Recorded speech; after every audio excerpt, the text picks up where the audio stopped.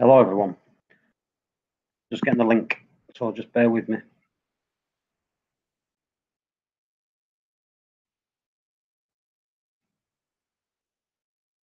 You right, Woody?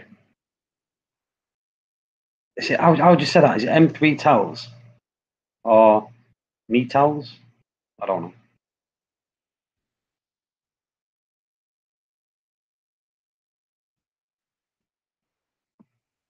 Right, there's the link. Remove that one.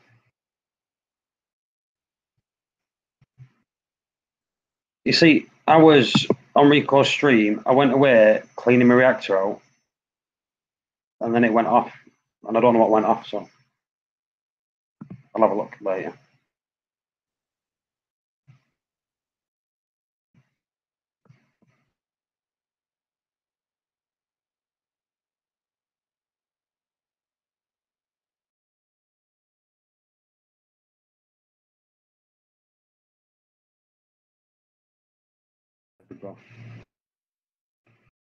So, hello. Mods, copy that link, because you know what I'm like for losing it. No, well, I seen that last bit. Like I said, I was listening for ages. Then I went away cleaning my reactor. I'm doing a miracle. I was going to do a miracle mode video in the reactor. People keep wanting the video, so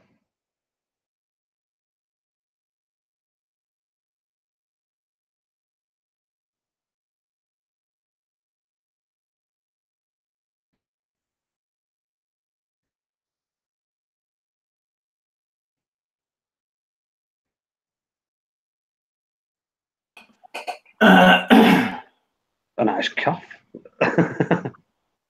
What's up, guys? Yeah, see.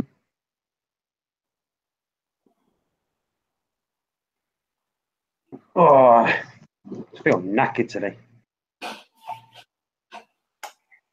So I'm building a display Refugium. It's a 25-gallon custom-made out of acrylic. I should have it by next Friday. I'm gonna do a video on that as well. Yeah, I'll let you guys check that out. I'm trying to get those copepods, ampapods like Aaron has, that little giant that he's got in there. I'm gonna actually shoot mine with steroids so it gets bigger than his. Yeah, just throw loads of little mantis shrimp in there and tell them that the pods. Yeah. Yeah, people won't mind seeing a video on that. I was actually doing it, so if people actually, if you actually look down here, look, I've got the tripod out, I've got the reactor there, the miracle. Like I said, I was going to do a video, but nice. But, well, I've got no stream to watch, so I was going to film it while I was I would have been looking at the stream while I was filming. It only take me 2 minutes to film it. What time is it, Dale? After 8? It's 10 past 8. Oh wow. Okay. Yeah, it's 3:11 over here in the afternoon. SYT, did you get your coral today?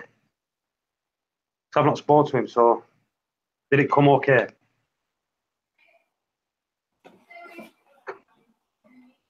Getting professional. Yeah, Michael Aaron's told me I've got to start doing things right.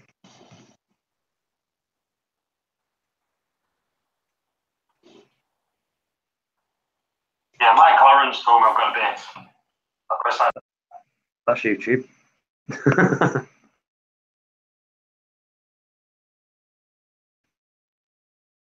Did it come okay though, SYT? Yeah. Richie Bag, do I do miracle mud in a reactor? Yeah, I was the first one to do it in a reactor. Yeah. I was the tester, the reactor tester in a way. And it's been given the thumbs up by Lengsai, the creator of Miracle Mud.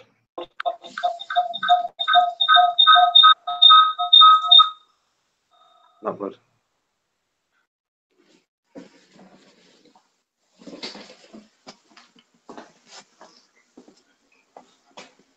I need a big microphone. Trust me, I'm not going to the extent where I start spending fortune. I can't afford all that kit for YouTube.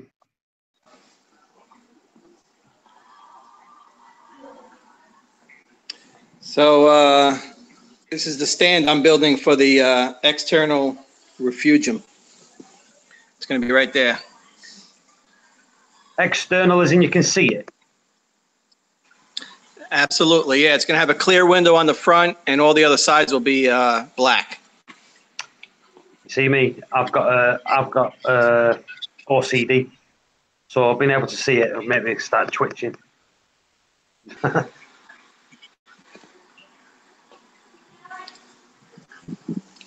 Yeah, that's about it. That's beautiful, you know. That is one beautiful sump. Oh, thank. Yeah, that's an ice cap sump. It actually has, if you see here, I actually hooked up my ROV ice system that's actually in my garage straight to the sump, so I never have to worry about filling up the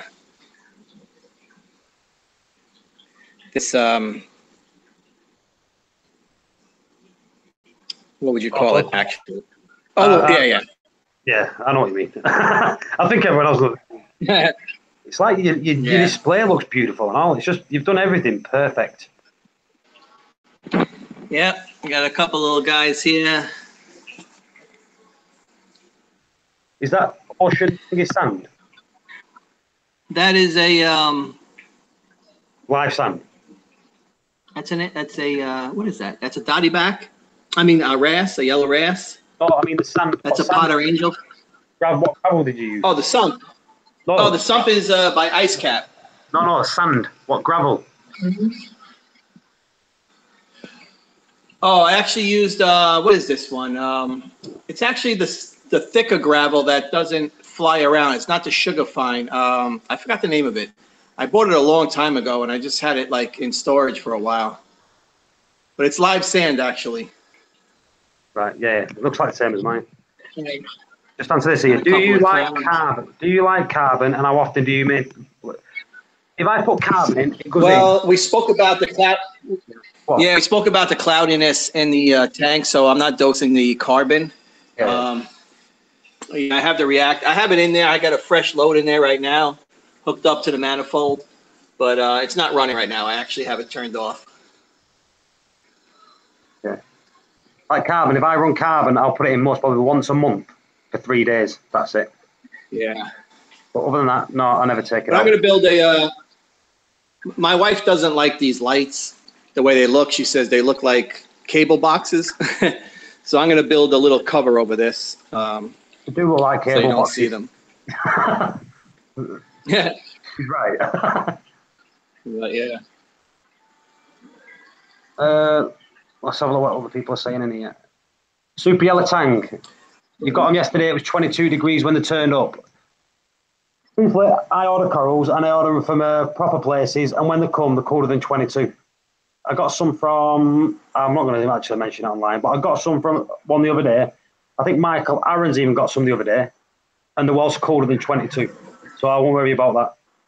That's for corals to arrive at 22 degrees Celsius in this weather is pretty good. Yeah. As you can see, if you look through, you see it's still cloudy. Give it time. The thing is, you've used live sand, and when that blows up, have you got filter socks in there? Yeah, I do. I change them out every 2 days. I got them right there. Do you know what I'd do personally? Change them out every day. I know it sounds stupid, but every day? Yeah, but once they're filling up, it's just going to be pushing that stuff back through. Put some filter floss in there and all. Yeah. Yeah, you told me about that. I got to order that. Yeah, I can do them every day. I got plenty of filter socks. I can switch them out every day. Well, what was I going to say? Yeah, I use that live sand. Mine clouds it up like that. I put filter floss in, and like within a day, I was changing the filter floss every few hours, so it wasn't just leaching it all back in. Do you know all the cloud, the particles? Within a day, it's just crystal clear. You know what you're better off doing? Go to a shop, buy a cheap pillowcase, slice it open, and use the stuff out of it. Use the stuff out of that for filter floss. Oh yeah, I have plenty of those. I'm getting a phone call from California. I got to get this. All right, see you, mate. We may get cut off. I'll be back in. Yeah, yeah. Right, I'm on my own again. Someone jump on because I'm not staying on my own. You know what I'm like? I've got like a stop broadcast button here. If no one jumps on and talks to me, I'll go away.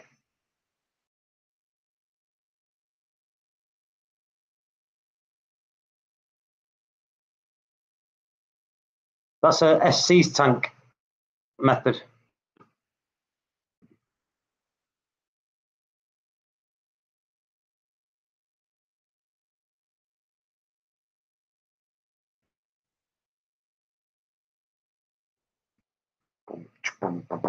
Oh, I'm bored. I'm bored already. Someone needs to jump on. You're getting this video is unavailable. If you try to click on records, it will say unavailable because he's not saved it.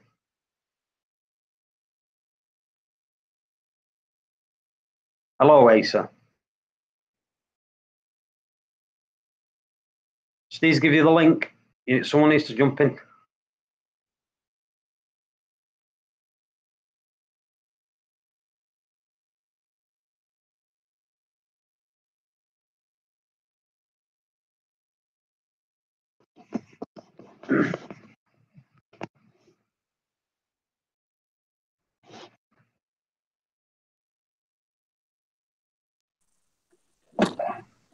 Paul, what's up? Hello, mate. How you doing?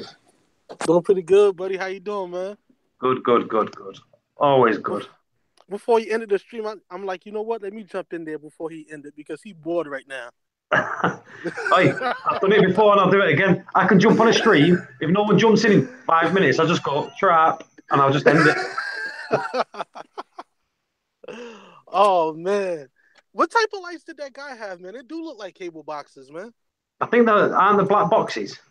The black boxes, I think. Yeah. Ah, They look like the black boxes. Gotcha. But I could be mistaken. I don't know. I recently added because my birthday was this month. I recently added two AP 700s on my 125. So I'm excited about it. I just got to get the programming to work right. But yeah, but them lights is fantastic. It's like when it comes to light programming, I'm the worst person. Even these Radeons, I'm terrible at programming them. I'm like that, mate. Turn it up a bit, turn it down a bit.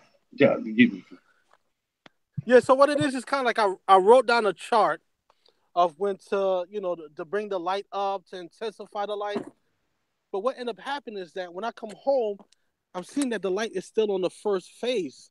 So I'm like, wait, what the heck is going on? So I figured I got to go home and give these people a call to figure out what is not ramping up when I wanted to, at the time I wanted to. But, That's what I mean. If you ever need anything with lights, just email the place they're from. 90% of the time, you'll get a reply and tell you how to do it. The last thing they want is for their product for you to go somewhere and say, it's crap, they don't even help you. So just email them straight. They'll always get back to you. Yeah. What I'm trying to do is get home before 5 o'clock. That way I could call them and they'll just do it over the phone. Because these people they'll be closed at 5. So I'm trying to hurry up and get home. Yeah, just trying to hurry up and get home, man. So you run you use filter socks on your tank, and you change them out every day? I can do, yeah. Great. See the best thing to do if you get filter socks, if you get the nylon socks and the microns high, like 200, 225 micron. Yeah. Just put filter floss in. And then you could just change the filter floss daily. You only need a little bit a day. So you could take that and throw it, put a fresh piece in. If you do what I do, I've got the nylon 50 and 100 micron ones. So then, if they get dirty, they can fill up in a day then. But I can get that under the tap, wash it, and it just cleans straight away because it's nylon. Gotcha. So you don't run a Miracle Mud on your system? I do, but I run it in a reactor. You do? You run it in a reactor. Oh, Gotcha. Wow, that's pretty clever. Ah, see? Oh, so you run it in a reactor. Yeah. Oh, that's pretty cool. That way, it's the filter sockets and stuff like that don't interfere with it, then, right? Exactly. Shit, I didn't think about that. No So one how thought about often? that. That's why I'm the daddy of the reactor.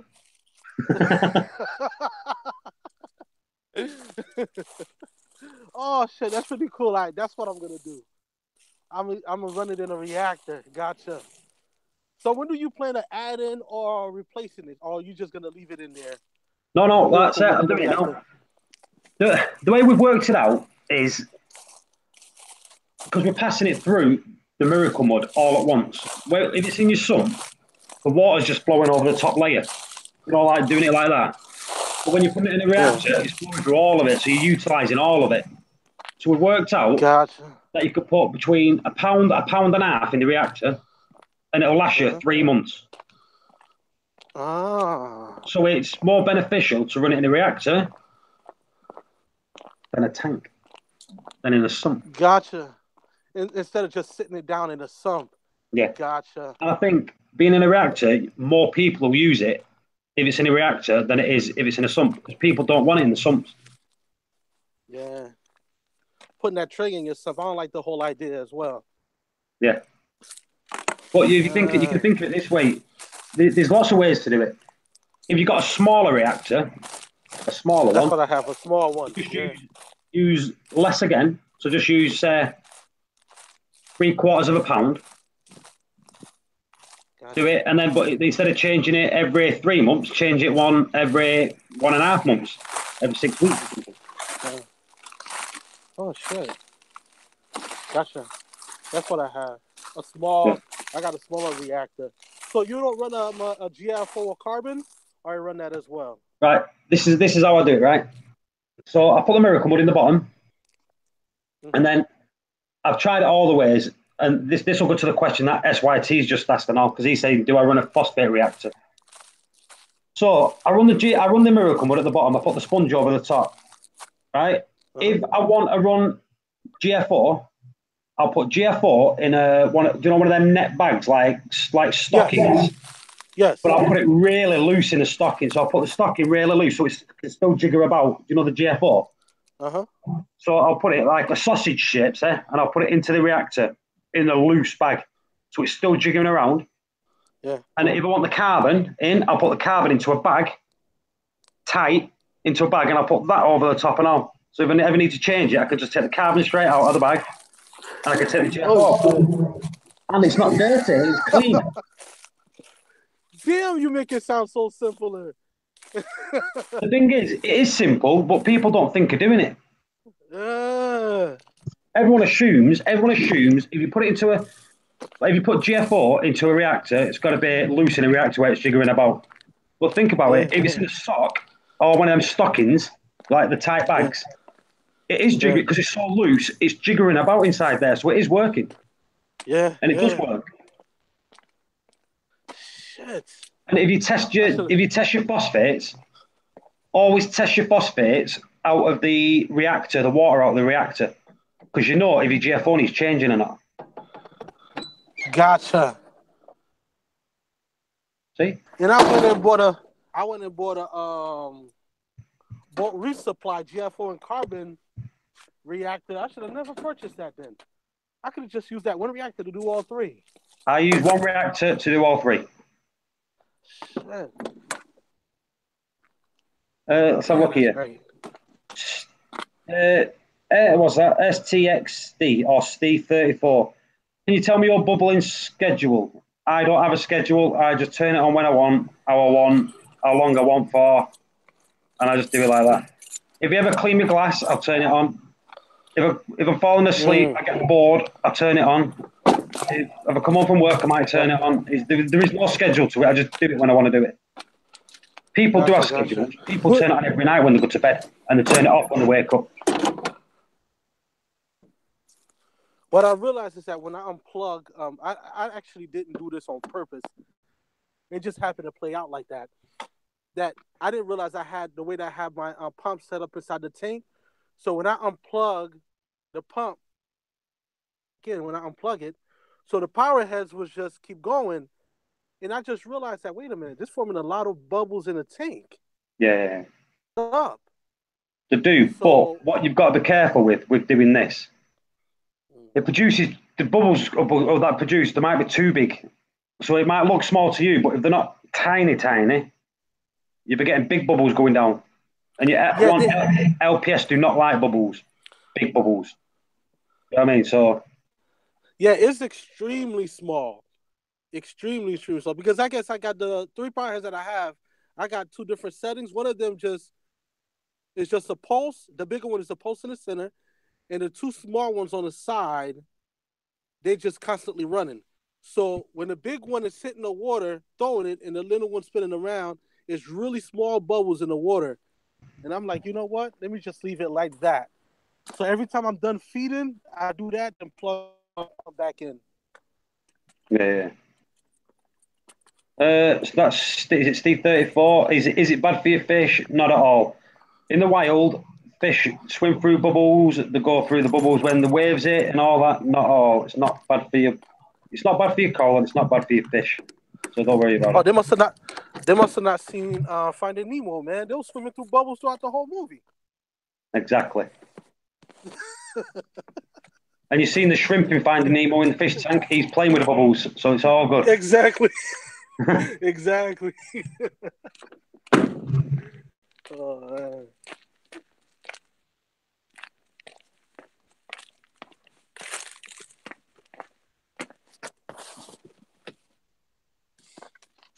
yeah, man, I'm excited about these lights, man. I can't wait to start getting some more corals to add to the tank.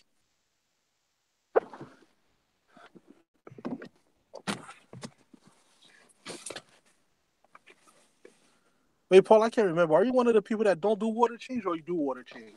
No, I don't do water changes. So you running the Triton? You doing that Triton method? I'm on Triton, yeah. Okay. So the Triton, basically, you just test your levels to see where your magnesium and everything is at. Then, see, I'm bad at this though because I don't test as much as I should do. You said you don't what? Test as much as I should. I tested my KH today and I tested my calcium today. That's the first time I've done it in 2 weeks. So.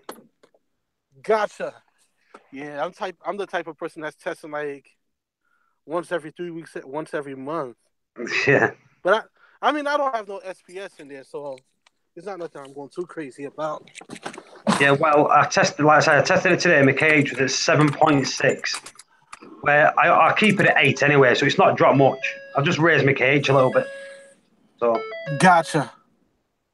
Okay. Gotcha. I'm using this thing from Red Sea. It's this ABC. Yeah, Red Sea ABC. Yeah, I'm using that. I mean, it seems to be working good. I actually like it. Look at this guy. What's up? Oh, Hey, Scouser. Where's everybody at, man? Good. Man, you better zip up your coat. You gotta catch out in the weather, boy. Listen, man, I want to get sick. I'm trying to get sick. It's cold. It's cold today, though. Yeah. How cold is it? It was like 20, what is it, 25 or 26 degrees? Whoa, that's cold. So translate that to English. Yeah. F2C. What is it? What did you say it is? 25? 25, 26. Ooh, minus 3.8. Nearly my. Ooh, that's too cold. Whoa. Wait, that you consider that cold? You consider this cold? I mean, it's cold, but a couple weeks back, man, we had like 5-degree temperature. Well, today, it was in American-ish. It was 46.4. Oh, 46? Yeah. 4 days ago. 2 days ago, we had 57. Yesterday, it was 53.6. That's all right. Yo, Paul, where's my wrench? You've never had a wrench. Hey, Paul, how's your nano doing? You know what? I've actually cleaned it for the first time today. To set that, I set it up on the 1st of January. It's the first time I've actually got the cleaner on it. I cleaned mine yesterday. I couldn't see the little blade thing I have. The little magnet thing is. It's okay. Can't go around the edges. Yes, if you're cleaning it every day, it's fine. But if there's any built-up algae, it's not very good. So I bought like a brush for acrylic tanks, and I cleaned it yesterday and did like a 90% water change. It's looking beautiful. I've not done a water change on mine yet. I'm not doing a water change on it. Stop that. I am going to add when I go home now, I'm going to add corals to it and let the party begin.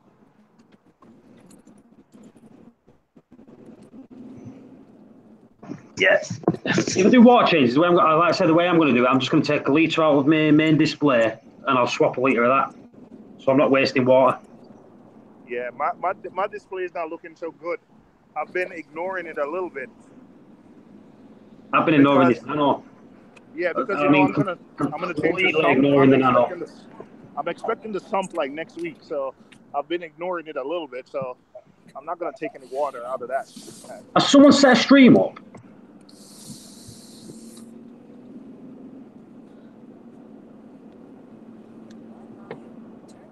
No.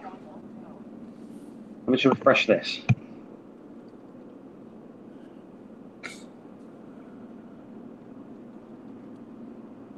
Come on. No, it's right. The thing crashed.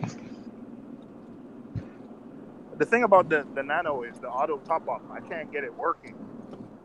It's in the same. You got it in the same building. Stop being lazy and do it manually. Nah, man. Listen. Hey, Ed. No way I want to top up every day. Please ask Scott if when he got his Coral Box Dorset, if it was shipped from Hong Kong, and how long did it take to get there? No, mine was shipped from Rhode Island, and I'm in New York, so I got it in 2 days. Hey up, Haley. Oh, what size? I bought it from Reef. I bought it from Reef Breeders, and those guys are in Rhode Island, so I got mine in 2 days. 2 days. Say that again, Nat. What's the size is this tank for the challenge? Whose? Seymour's. What's this size? Oh, tank? how many gallons is yours? Mine is 14 gallons. Oh, nice. And mine's how many is mine? 3, 4. I think yours is like 3 or 4 gallons, you said. Yeah. Tiny. I'll give you all. I'll take the box upstairs. I'll show you because I don't think people have seen my little nano. But the nano's got like a 200-pound light on a 80-pound fish tank. There you go.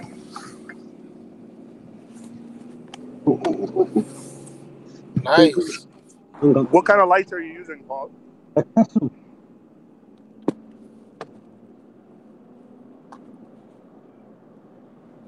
Can you see that? Oh.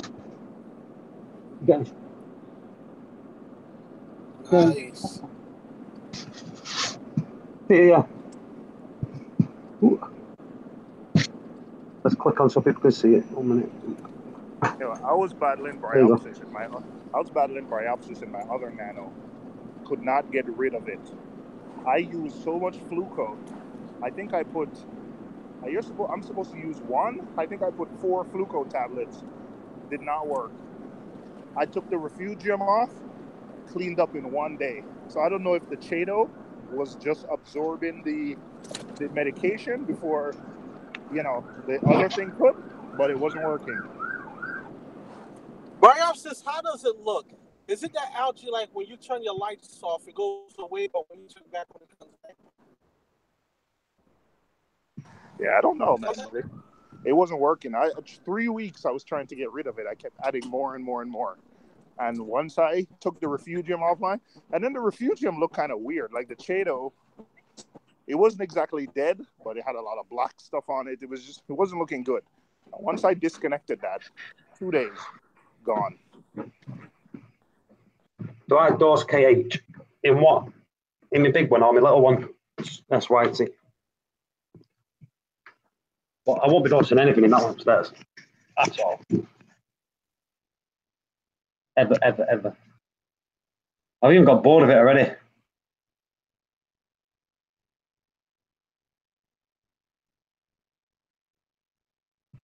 So if anyone wants a fish tank, can have that one.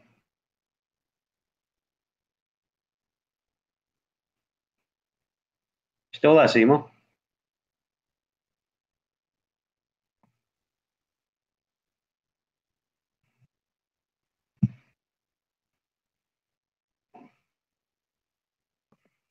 Okay, went quiet.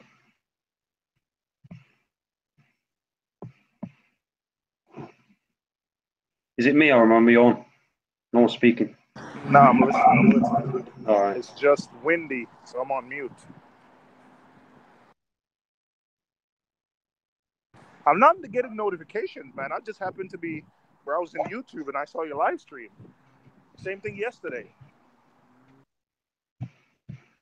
What's wrong with the chat, Nate? Nate said chat looks like chat's having issues. What's wrong with the chat?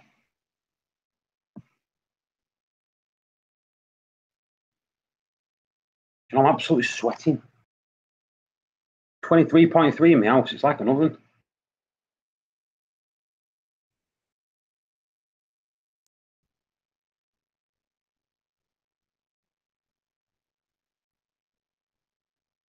Yeah.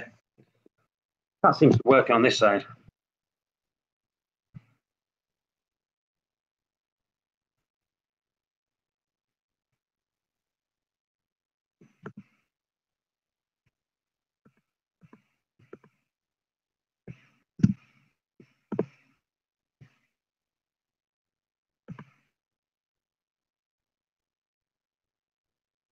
We've loaded about 50 texts in a few seconds. I don't know.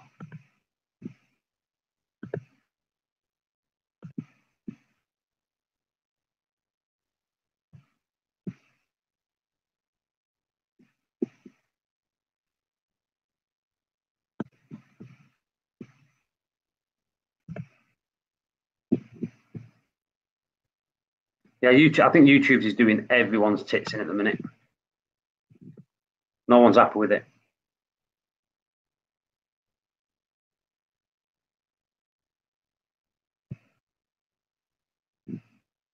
I've got a mixed bucket of salt water in the kitchen or in my dining room. And I don't know whether just to use it. Just swap it over or not. I don't know.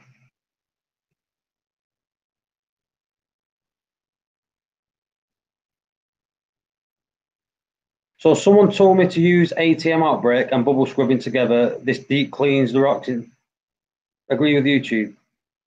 Right, Steve, was it me that did that? Did you watch my video on that? Because if it is, that's me. The STXE, I'm just going to call you Steve because it looks like Steve. Yeah, I did a video on that, and that is good to do that. Bubble scrubbing and outbreak, definitely.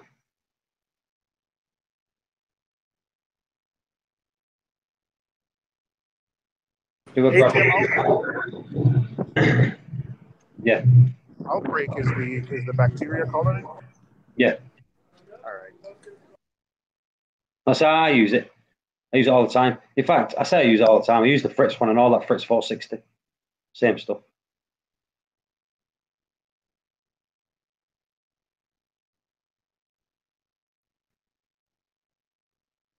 Agree with YouTube. How do you mean agree with YouTube? I don't know what you mean.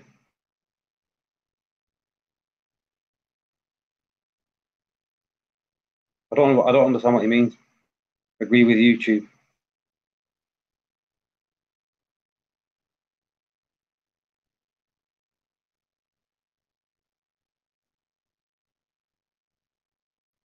Oh, I can't see any other stream. I don't understand what's going on here.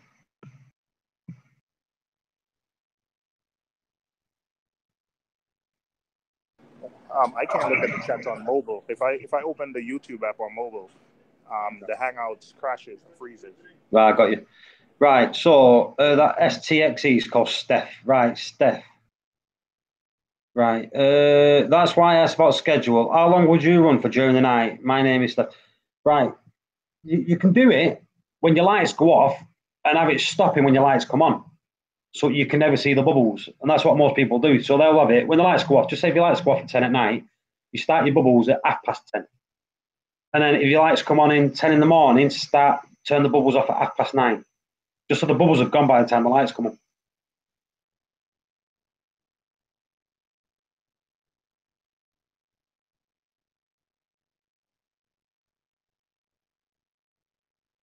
Yeah.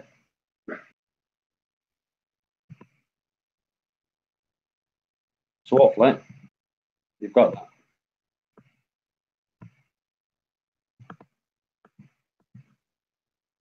Right, come on. Some people jump on here with me. I'm getting bored.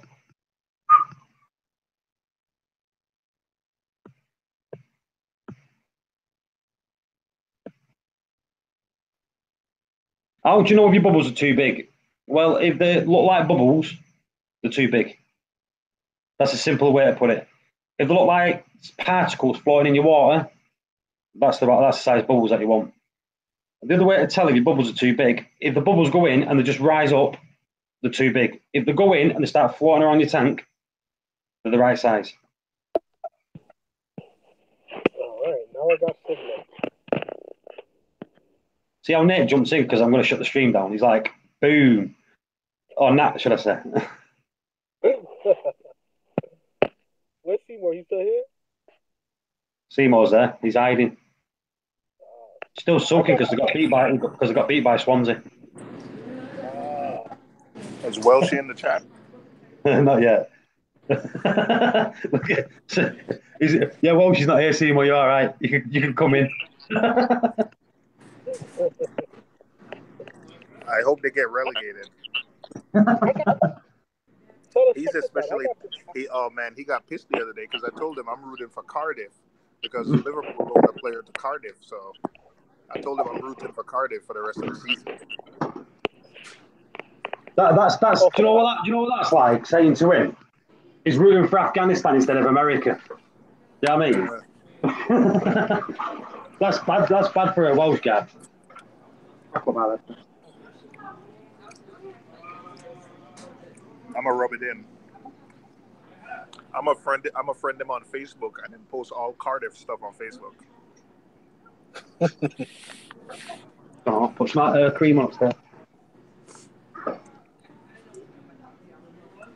So I guess You'll see more chat. Welsh is in the chat. Oh, he is. Good for him. Don't let him in. I'm gonna eject him if he comes in.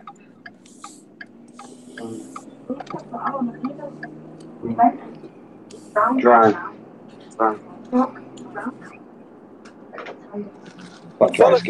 Guys, check this out. I got this little situation. It's just a algae. It's not much, but it seems to come on when I turn the lights on. When the lights come on, that's when it's there on the sand bed and on the rocks. But once the lights is out, let's say I wake up in the morning, it's completely gone. Let's say if I would have left the lights on for overnight, it would have disappeared at a certain time. What kind of algae is that? So it appears when the lights are on. Yes, only when the lights is on. But does it turn to little bubbles? No, not at all. It's kind of reddish and brownish color. But Cyano, when that. the lights is on. Yeah, cyano, because it reacts to light. It's cyanobacteria. It's just a bacteria. It's cyanobacteria. But check this out. This is before I had the AP700s. I had black box on, so I left the lights on. I forgot to turn it off. And it stayed on through middle of the night.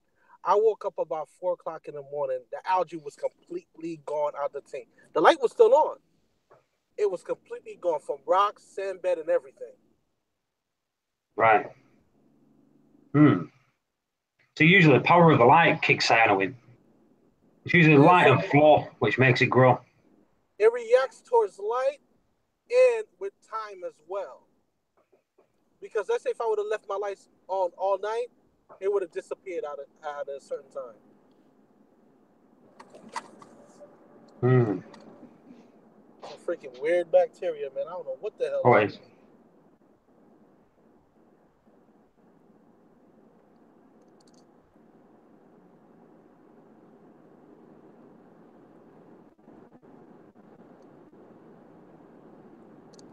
I hope Seymour can help me Seymour, out. you there? Oh, sorry, go on. I don't know. Yeah, I'm here. Right, my daughter wants to ask you something. What's it called? She said there's a place in America called Bath and Body Works. Yes, I know. Right, she said if she gives you the money, because they don't ship over here. So if she sends you the money, will you get it for her and ship it over here for her? Yeah, absolutely. There you go. What You does need she to- want like this? You need to bank transfer it. or PayPal it, whichever. Yeah. So she'll give me the money and then I've got to give it to you. What does she want from Bath and Body Works? What do you want from there? Some candles. Oh man. Okay, when I get home, I'm gonna show you. My wife buys that stuff by the cases when it's on sale. I think I have like 40 of them home now. We buy them in bulk when they're on sale. You get them so cheap. Yeah. Nice. Wait, hang on a second, Paul. When are you coming here? We're going to America, aren't we? Not till yeah, that. Not till September. She wants it before that? What, they're going to be expensive to ship, man? Most probably, won't they? Yeah, the candles are. All right, you know what? I have a lot of the candles at home, so I could go home, weigh it, and see how much it is to ship them, and then give you a price because I have them at home. I have a lot of them. That sounds good to me. Because if it works out too expensive, we'll just wait till we go. Yeah. Well, I'm not paying for it. She's paying for herself, so I'm not. Yeah. So what you going to Orlando, right? Yeah. Yeah, I can buy the stuff for you. Ship it. I can buy the stuff for you. Ship it to the hotel, and you just bring the suitcase home with whatever you need. There you go. So you're not because the stuff I could probably get the stuff cheaper for you and just keep it because you don't want to go to Disney World and then spend a day probably driving around trying to buy, and it might not be on sale because my wife, when it's on sale, my wife buys this stuff like the hand soaps and stuff. She buys them by the case. Yeah. Fin time. Always going to send you the ones in his house and keep the cash. Who said that? Is Welsh said that? No, Fin time said that. Well, she said, just watching replays of Steven Gerrard slipping to cost Liverpool the title a while back. Yo, what the heck? Really? Welshie? I thought we were cool, man. I'm getting a Cardiff jersey.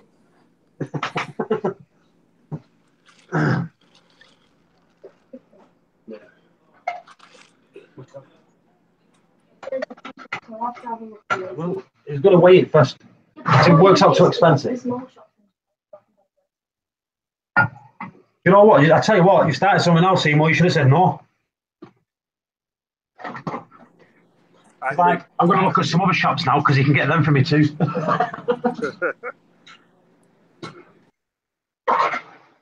said you needed a job. You just got one, a personal shopper.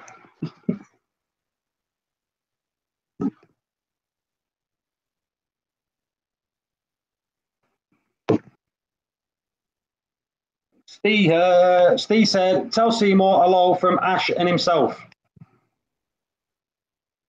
Wait, what did Steve say? He said hello, and Ash said hello too. All right, what's up, Ash? What's up, Steve? How you doing? I haven't seen Steve in a chat in a while. Steve never comes on anymore. Steve doesn't like us no more. I know. Steve's always been in the chat.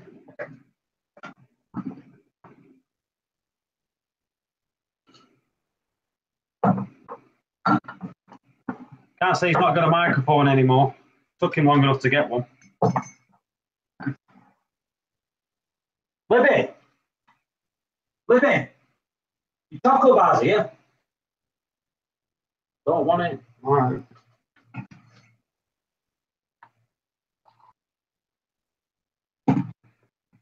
Cup of coffee time. Steve said he misses you. Right, let's get this back to Reef chatting. So get some questions in the chat. Let's get them answered. You got Seymour here, and you got Naya. We'll answer your questions for you. Yeah, I'm picking up my son from school, so I could jump on in about 15 or 20 minutes. Not a problem. Do I eat some chocolate biscuits or do I eat a chocolate bar?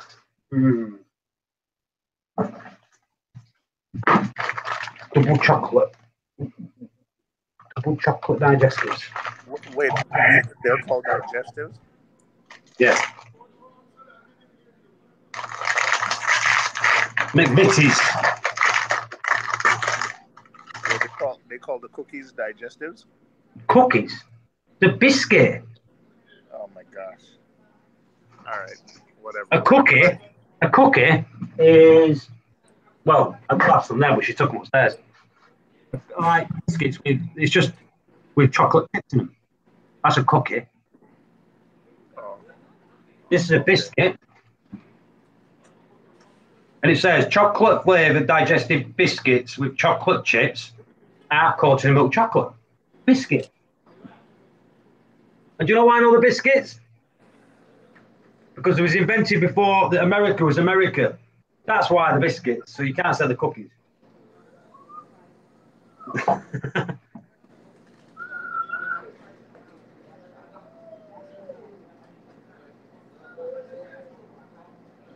What? Ailey's just told you, Seymour, it's a biscuit. Listen, man. And you can't argue with Ailey. It's the same thing. Biscuit, cookie. What are they called in Jamaica? I don't know. Biscuit. Here, cookie, cracker, whatever. Same biscuit, interchangeable.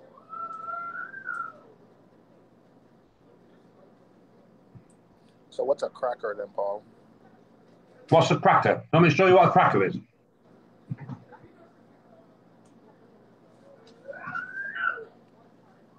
That's a cracker. Look. Okay, What you put cheese on. Yeah, that I agree with. That's a cracker.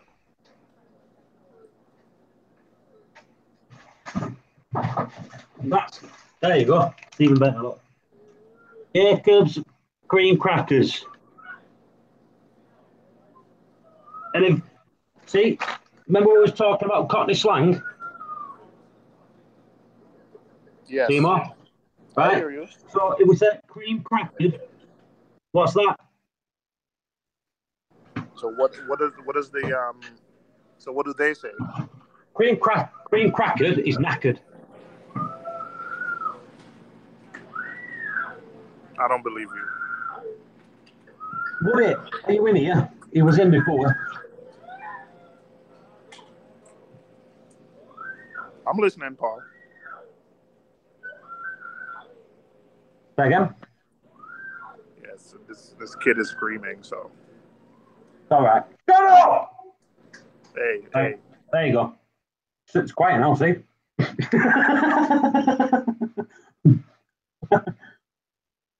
See, that made me laugh, that. That was funny.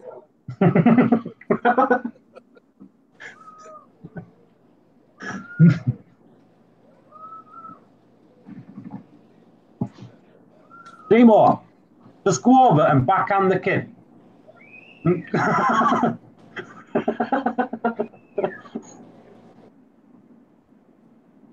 Just go over and slap the back of his head and say, I'll give you something to cry for. That's what I would do. That reminds me of Schools in the Island when you get a spanking from your teacher.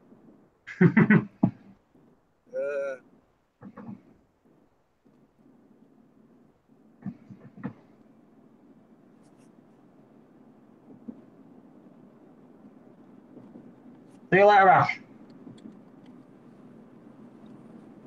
Yeah. Finn said, give the kid a cookie. Right, who's cream crackered? There you go, Seymour. What is here? He didn't believe me. Hey, what's up, buddy? Cream crackered. What's up, Woody? What's up, though? How you doing? I'm all right, man. Good, good.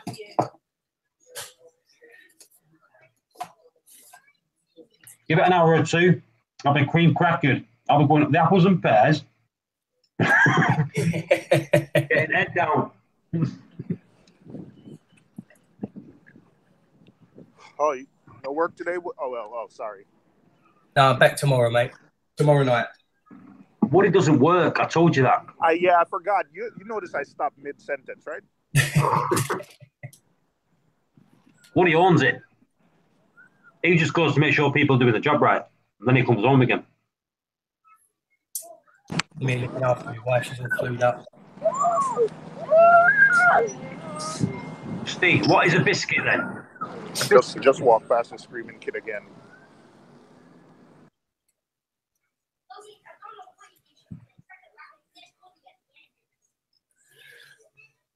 Are you having a bubble?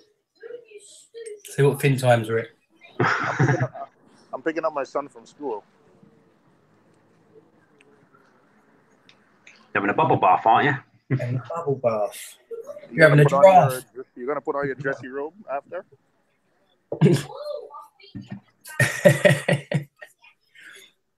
Yeah, Paul, where's the dressing gown? Oh, where is it? Yeah. I'll put it on in a minute. Because these don't understand this stuff, do they? I've got my slippers on. Look. Oh, look at them. Beautiful.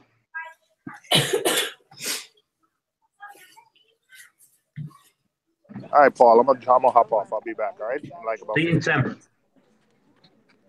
All right. Tell Welshie I'll be back. I'm telling him I'm gonna still be watching him. All right. Well, yeah, he would have heard you. How's it going? All good, mate. You all right? Yeah, you? I'm all good. Yeah. I just need to get I was going to do a miracle with a bit of thing. You can tell I'm not ironing a t-shirt. I just threw a t-shirt on so I don't have my dressing gown. It's like I ain't. Put your dressing gown over the top. No one will notice. No, I'm not putting the dressing gown on because I got slated the other day for it. I've been doing live streams for about a year, and I wear that dressing gown 99% of the time, and no one's ever noticed before. As soon as you mention it, that's it. A dressing gown? What's a dressing gown? What was they asking you if you got high heels with it as well, didn't they? Yeah. You know what I should have done? I should have come down with Mrs. High heels with dressing robe on. Yeah. Put pearl necklace on, pair of earrings. We know this is what you wanted, Seymour.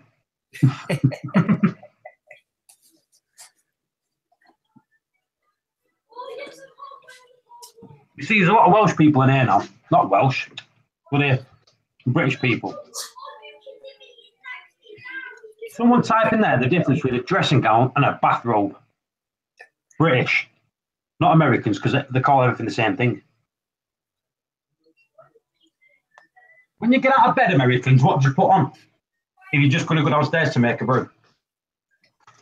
You put a bathrobe on. Why would you put a bathrobe on? You're not getting out of the bath, are you?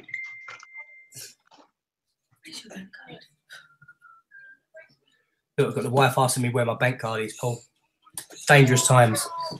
You're not having it, Mrs. Woody. Should be in my coat pocket, babe. You can have it if you earn more money than him. She does. That's why she can have it. That's why I've not got one. My missus has more than me. So when she says, "Can I have the credit card?" That's when I worry. What coat? Yeah, Moncler coat. I had that out with my missus the other day with credit card. So I'll just use the credit card I might not in one. Yeah, no, I don't touch it, mate.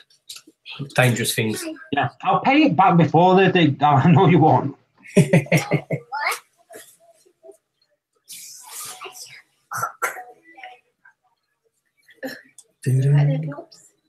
Spring time, yeah.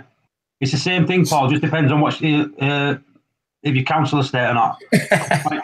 Good point. The council estates all day. They just wear the dressing gowns all day long and go to the shop in them. Yeah. Walking around Asda's. Mm. So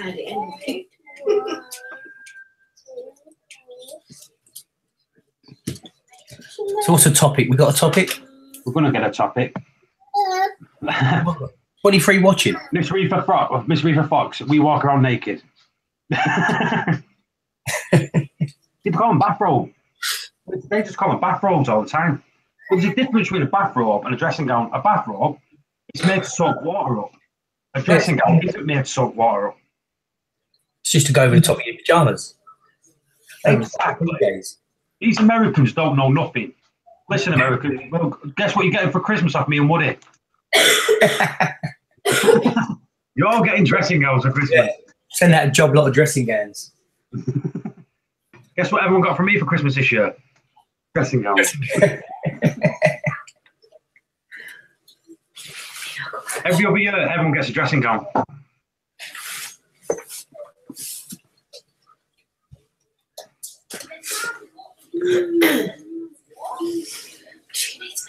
Haley, there's a sign in Tesco's, you'll refuse your entry if you're wearing pyjamas. Half of the clothes that the council estate wears look like pyjamas anyway, aren't they? Most of the workers have got their pajamas on.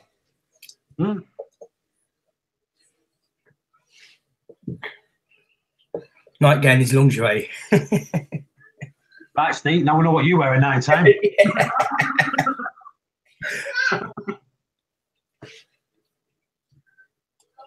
Kids wear pyjamas to school? Really? Why?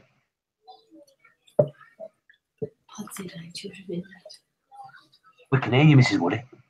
Yeah. She was trying to whisper.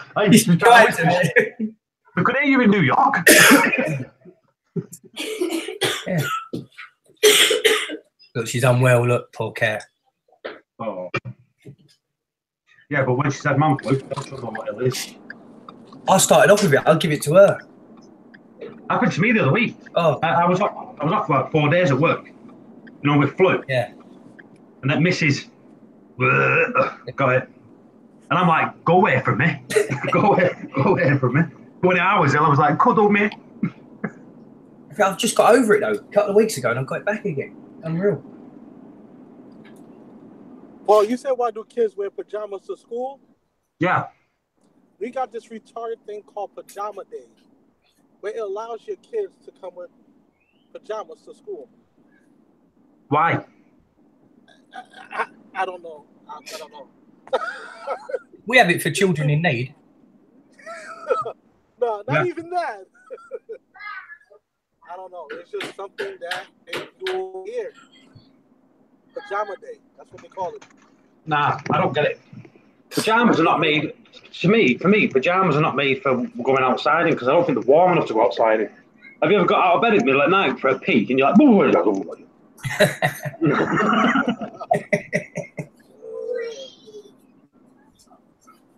I don't know my pajamas, so that I don't know the history about it, but they have it. I just put jeans on to work out, yeah.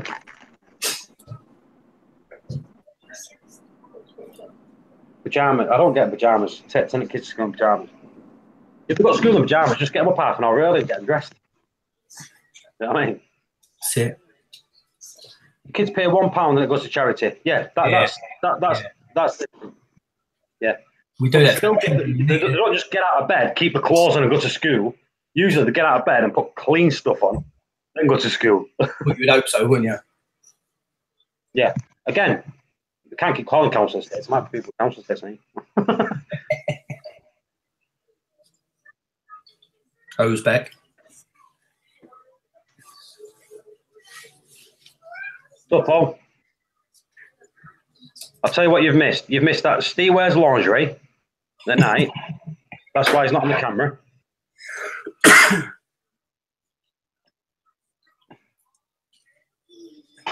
You got chocolate digestive there? Yeah. Good man. Best ones ever, aren't they? Are you dipping it though? That's the thing. Are you dipping it? I'm not stupid.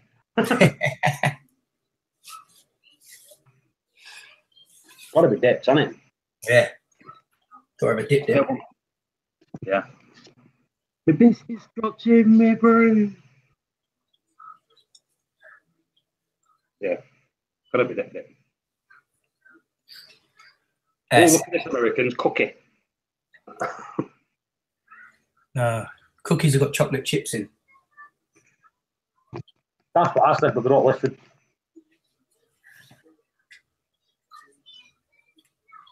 I think everything's a cookie over there. That's a biscuit, if you know what I mean.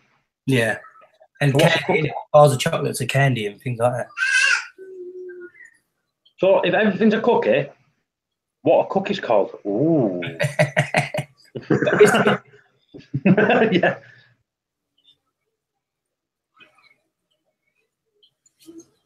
So, Steve, what are the biscuits called with little chocolate chips in it?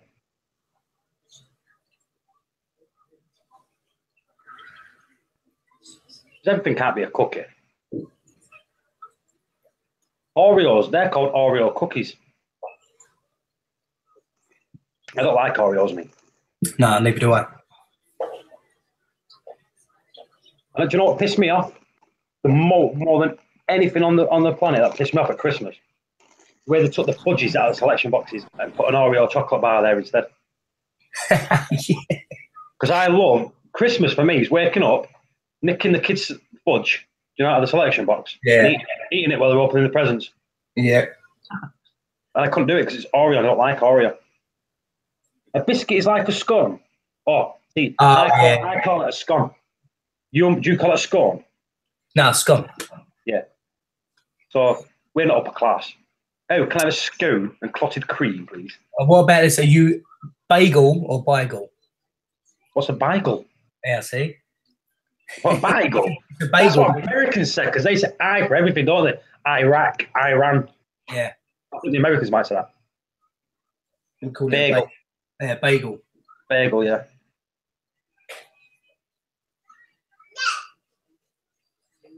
Biscuit is a side at dinner. Biscuits aside at dinner?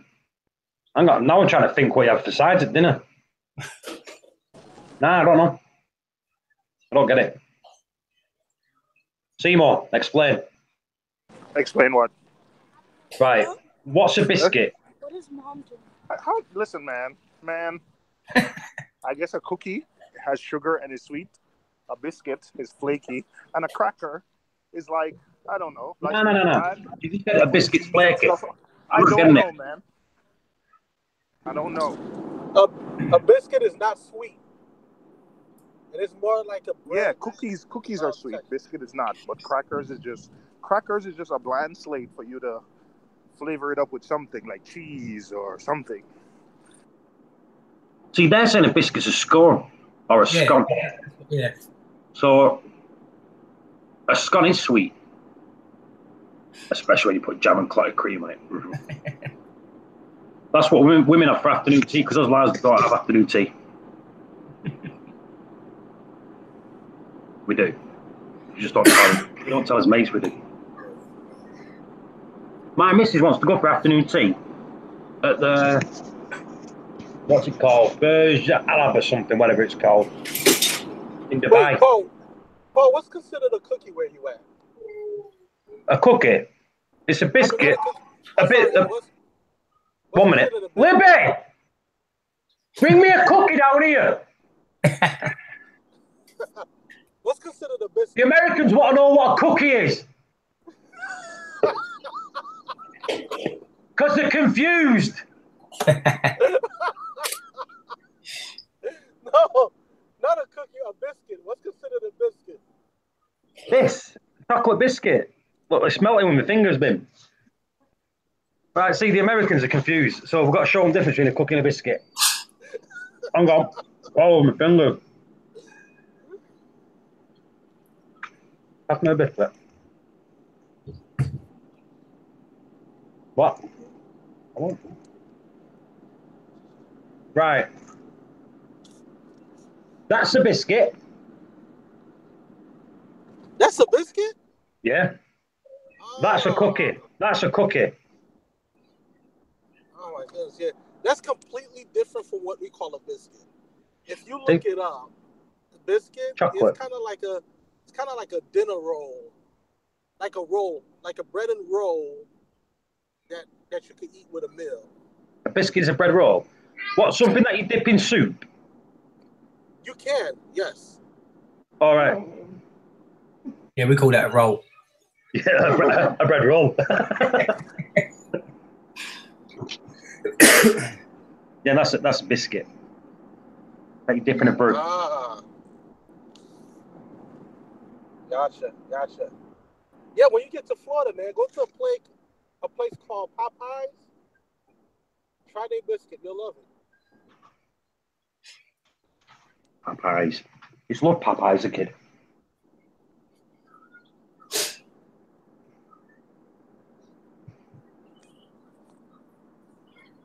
Pudding is a dessert in the UK. Pudding in the US is a creamy sweet treat. Yeah. A pudding over here is a creamy sweet treat. Yeah. Yeah. Covers an array of things, that doesn't it? Pudding. Or it's steak and kidney. Ooh. Yeah. Did you have chips and gravy and all that over there? Chippies? Where you are, would it? Chips and gravy, yeah. Yeah. Because I went to one once in London, and the chippy didn't sell gravy or curry sauce for it. What? You was in wrong part of London, you was in. I'm gonna didn't do it. That's mad. See, best thing ever. Go to the chip shop, get a big fish, chips, mushy peas, and curry sauce. Ooh. And a muffin. Oh, you don't call it a muffin, do you? What do you call the bread roll? The bread roll. What, me? Yeah, bread roll. We call them muffins. Wait, what do we call a muffin? What? What do we call it? A muffin? I know muffins in America aren't they chocolate chip muffins? Blueberry muffin and all that. Blueberry muffin and all that. No, we call them that and all. But a muffin, like just a plain muffin, will be like a bread roll. What you put your chips on. Yeah, we just had buttered roll. Or whatever. Oh, sorry, what you put your fries on. Because you change that one and all.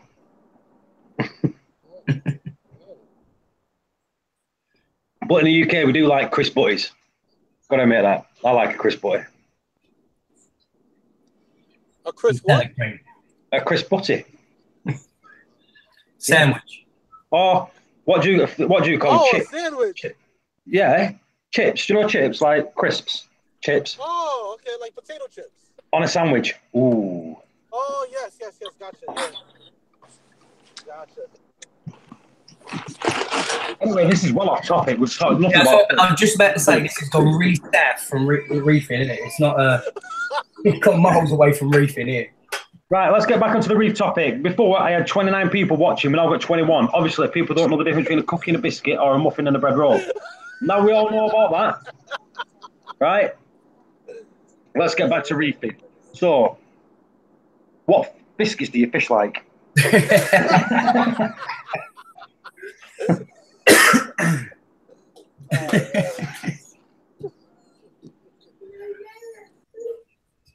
A cookie is a soft, squishy, moist biscuit.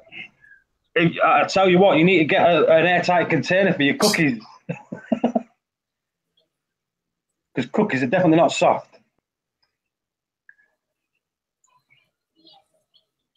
I don't know exactly what we're talking about, but he's slobbering over there. Let's get Seymour back in this cookie conversation. Where is he?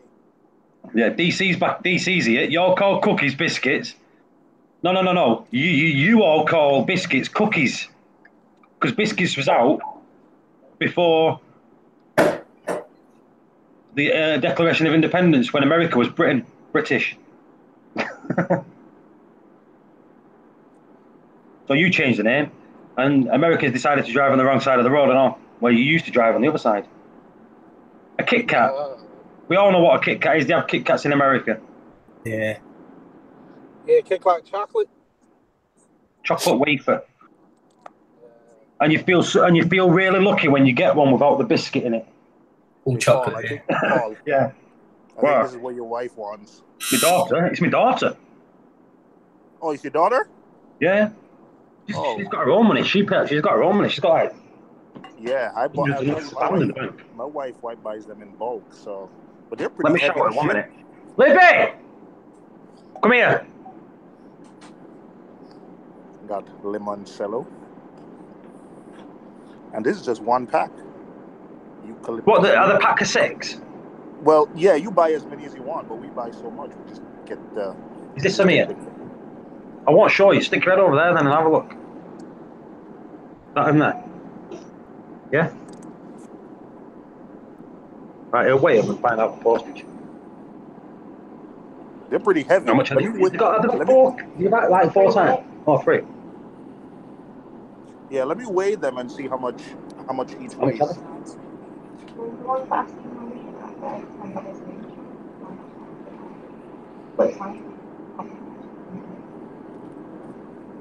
Right.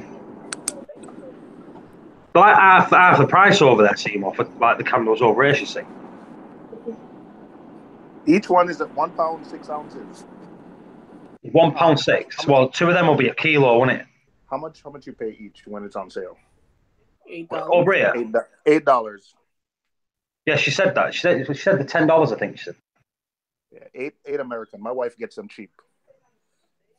She buys them in bulk. Don't worry. It's Paul. So all right. Can we sell our enemy too for 7? No, we can't sell the enemy. No one wants an enemy. Yeah. Well, he'll find out the price to send it, and he'll get back to you. It's a lot. I'll just pay Alan money or something. Then go back in. Gosh. This. I'm fishing off the rolling money. I'm taking him to the hospital. So Paul, a roll and chips. I'm just giving the title, the feeling. Biscuits are sweet. If you put jelly or honey on them, all right, it's a buttery. Daily Reefing. Hey Paul, can you show me your miracle mud reactor? Right, Daily Reefing. Let me turn my light on. It's all right. I'm not got my dressing gown on. I'm just putting my slippers on. You know, because I'm posh and all that. I'm not posh. Got brought up on a council estate. Right, Daily Reefing. Are you there? If you're there, just give me a little shout so I know that you're there and I'm not talking to myself. Anyway, I would show you, but it's here. And I've got the miracle mud. I actually was going to make a video. It's sat down there. I was going to make a video about it. So, this is how I do it. See, back on fish subject again. That's how good. See, that's because Woody talks about biscuits and got put us off. Blame Woody. Right. Right, so Ultra Reef Reactor. Seymour will tell you this is one of the best reactors to do anything with. Right. Right, you need to start speaking American so I can understand what you're talking about. I would speak American, but Americans speak English, so we're all good. Right, ready? The way I do it, I put the miracle mud in the reactor, so about here. Right, I would do it now, but I want to do a video on it because people keep asking for a video. And this isn't good quality to do a video on, so. But I put the miracle mud in, so about here. And it works out about about 1.5 pounds of it. So I'll put 1.5 pounds of miracle mud in. And then I'll put the sponge over the top of it. And I'll push the sponge right down onto it, so it's pushed on against it. And then I'll put filter floss over the top of that. And that gives me that base there then. If I wanted to put carbon in, I usually push carbon down into in a bag on top of that. And I'll put another sponge on, which I've made myself over there. And that I could put GFO over the top. Or vice versa, GFO and carbon. But I keep them in bags. So, like I said, the GFO, I'll put in a loose net bag. In fact, I've got one here, so I'll show you. I think I've got one here.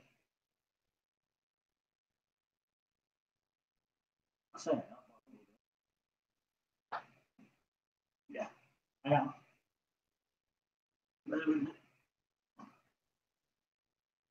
Right, looks like that looks like a pair of balls, but right. See how it's in the bag and it's really, really loose. GF4 is really loose in the bag. So if I put that into the reactor, the GF4 is still moving around. So that's the way I do it. I keep it really loose. And the GF4, I literally use a golf ball size full. So it's like the size of a golf ball. That's all I use in it. 59 more subs. When? I don't know. Who's got 59 more subs? Me. I've got 59 more subs. Yeah, I like my Ultra Reef Reactor.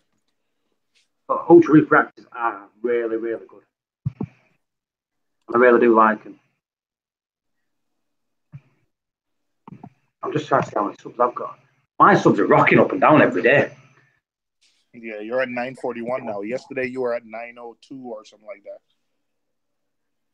I think yesterday, even at a certain time, I had 935. Then it went down to 925. Then it went up to 950. Then it went down to 925. That's because people are not watching the videos. If they just come on the channel, has not been on before, and they just click subscribe, YouTube don't count it as a sub. So I went up. I didn't even realize. I think being on Michael's stream last week, mine went up by like 100. I didn't even realize because I used to get the notifications that like someone joined, but I didn't get that many emails. But have you not been checking? Like, you see me, I check mine daily. I've got an app anyway. It tells me. Do you know what I've got? Oh, so nobody. I got the app too. It's called the Keep the eye on it. You'll see that it go up and it'll drop, but it doesn't show in your analytics. Do you know that they've gone up and down? Yeah, I don't pay attention much to it, but yeah. But I think since then I've got a couple of hundred. But he did another video, didn't he? And give me a shout out in that. These guys are quote cheap. Wow.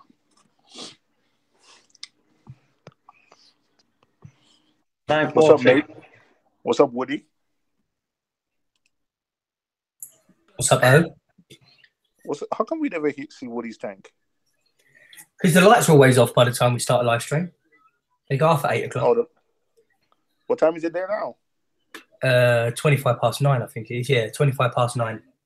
Mine will be going off in about 40 minutes. But they're on blues, dark blues at the minute, so it's not really low intensity. I've just got a tripod, so I will start putting the phone on there and having it on the tank while we're talking or something.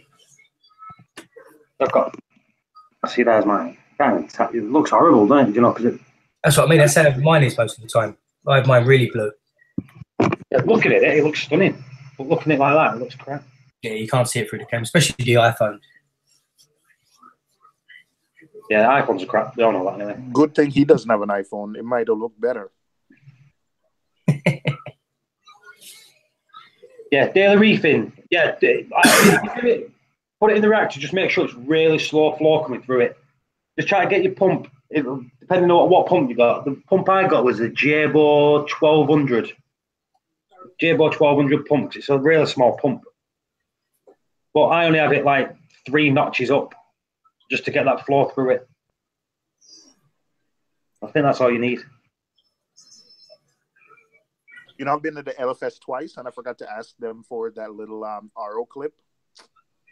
I didn't want to buy. You could buy like 100 for like $3, but I forgot to ask the LFS. You just want one? Huh. Yeah, I just want one. Maybe 2. This little clip, what I'll lose, most probably. That's got to be the tiniest clip on it. Look at that. That's for your reactor, to take the lid off the reactor. Yeah. Look at that. You can't even see it. I lost like the rubber like the first day. Yeah, that was a stupid little feature that on it though. Oh, when is Triton going to be back in stock? I don't know, M-Towels. I think Unique Corals, have them in stock. But in fact, I just called Manhattan Aquariums about something. I should probably ask them when they're going to get more. But I don't know, man. That's really that's called Murloc. Yeah, I don't know M3 towels. I don't know how to pronounce that.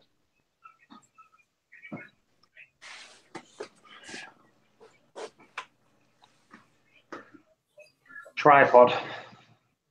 Might as well put this away. It's not. I'm not That's doing the same as my one. How much you pay for it? About £5. I think something like that, yeah. How much was it, pay? I think it might be a tenner. It might be a tenner. Off of eBay, innit? eBay or Amazon, one of them. Yeah. Oh, metal. It's good enough for the phone. Say again, Seymour. £8.79. Yeah, it was. £8.79 mine was. I thought I was watching EastEnders when she said that then. £8. £8. Get out of my pub. That's why they all call it common at work. Get out of my pub. Oh, no, because it would.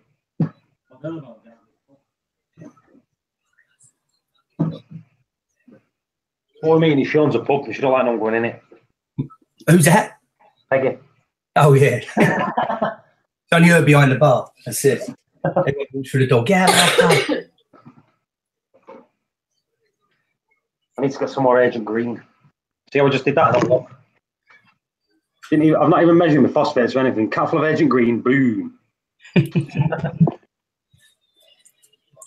I picked up one of them sumps today. You know what SC Reef has got? Oh, you've got one? Yeah, I've got one. Yeah, because they're TMC sumps, isn't they? But ice cap over there. Ah, I see. I've got a medium one. Yeah. I'm just talking to Toby at Little Oceans now to sort me out one of them crud catchers he makes. Yeah. Getting him to do me one of them. Do you know Toby? A bit, yeah. I've had a few bits off of him. I don't know him personally, but I talk to him quite a lot on Facebook and that. Sponsors me. Yeah, I know he does, yeah. Should get you to get me the crud catcher then. I'm not telling you. You could be watching the stream. Does he ever come on? I know he watches. A lot of them watch. A lot of the sponsors that I've got. You've got to remember, I've got Fritz, ATM, Easy Reefs, Senai. But have you noticed? I never like push this stuff. Never do it. Do you know what I like to say? No e-cig yet. Nah, Mad Dog's never sent it me. I have got an e-cig. But I'll just chill out and have a fag. Why not? You no one ever sees me just chill out like this. So usually I just turn the camera. So, them crud catchers though, you can make your own, you know. Yeah, they're easy now. Just get a plastic beaker or something, and that's all you need. I'll tell you what, right? I sent Toby this idea, right? Now, he never took it on, right? Now, listen to me, people, because this is one of the best ideas I come up with, and no one's took it on. And it's one of the best things ever. So if someone wants to do it and invent it, I'll just have 5%. Right, you ready? Right. And I sent Toby this idea, and I've got the message to prove it. Right? Do you know these gym bottles that you have? And they've got the screw bit at the bottom. Yeah. Right? If the rim of that is the size of the crud catcher. Right? And you've got your screw bit at the bottom. I said to him, why don't you do it so you can screw like 2 sections on at the bottom, one for your GF4 and one for your carbon. Do you know what I mean? Yeah. And I said you can unscrew them at the bottom and I empty it, change it, and screw it back on at the bottom. See? Yeah. Think of everything. Floss at the top. Stop it getting clogged up. Be good. What I told him. Well, the crud catcher, you put filter floss in anyway. You know what I mean? Yeah, because I'm only going to do mine with the Marine Pure balls. That's all I'm going to do with mine. Right, these crud catchers, we was making them with I'll show you in a minute. I was making them when I first got this. Crud catchers before Toby did it with these things. I think that's where he got it from because we was all making his own. Yeah. I used the plastic pint tubs. Do you know the plastic pint tubs? Yeah. I was doing that. I was just getting the bottom, slicing loads of holes in it and putting it in, putting filter floss because it fits perfectly in it. Yeah, that's what I've got a Reefer 250 sump on my tank there. You don't even need a cud catcher, you know. Get the nylon socks. You know the nylon, you do 100 micron and 100 and 200 micron nylon socks. Just as good as filter floss. That's what I've got in mine. In fact, I've got one in the sink now. I just washed it. And you can wash them in 10 seconds under the sink and put it straight back in. Yeah, filter socks just do my nut in. They're changing them every day or whatever. No, but it's not. They're not nylon. They're not material. They're nylon. Yeah, I've got a few of them. I've got a few of them ones. Yeah, they're clean, easy. The material ones are a nightmare. Yeah, they are. They're a pain. But if you've got the 225 micron ones, they're harder to clean. If you get the 1500 micron ones, they're a lot easier. In fact, this is the one that I washed a minute ago. Look, in the sink. Yeah. I washed it, just put it in water now. Crystal clean. Yeah, but you're OCD though, aren't you? Yeah. I'm a lazy sod sometimes. I do the filter floss. I've got filter floss in now in the 200. I've got one nylon one. I've got a nylon one in. Yeah, I've got both nylons. But I've got the 225. So that's 225 with filter floss in it. Yeah. And then I've got the nylon one at the back. I think it's 100 micron, that one. That's the 100 micron one. You're looking at the crack in the bottom of that. See that? Yeah. Is that a proper Red Sea one there? No, but they fit the Red Sea perfectly. Mm. They fit the Red Sea. Yeah, I bought them off eBay. Fiverr. In fact, I sent Seymour the link. Did you get them? Just got home. No. Yeah, Seymour, No. look. Yeah, Seymour, look at that. Look. That's the nylon one. Look at that crap at the bottom of that. Look at the what? The crap at the bottom of it. Yeah. So they're working perfect. Yeah. And the fit, look at that. Absolute fit. That's the crud catcher. What happened to the acrylic one you were using? I've never had an acrylic one. Oh, you never? Oh, I bought the plastic ones with some credit from Marine Depot, but then it was before I decided I was going to change my my sump, so I gave them to Reef Keeper. You know, Toby was the first one to do them, you know, and then everyone copied them. But you know what's happening is Red Sea is looking at the stuff that there's a huge thread on the Reef Central with people modding the Red Sea tanks, and you know what Red Sea is doing. It looks like they're looking at that and changing stuff because they're even selling like a cover, but it's basically like this when people make the do-it-yourself cover. Red Sea are selling this cover. Look, cover which is flush. Look, it's flush.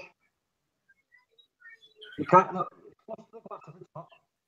You can't see it there. Look. If you go there, it's literally flush to the glass. Yeah, that's what they're selling, right? But they put Red Sea brackets on here instead of the plastic grips here. The clear plastic grips.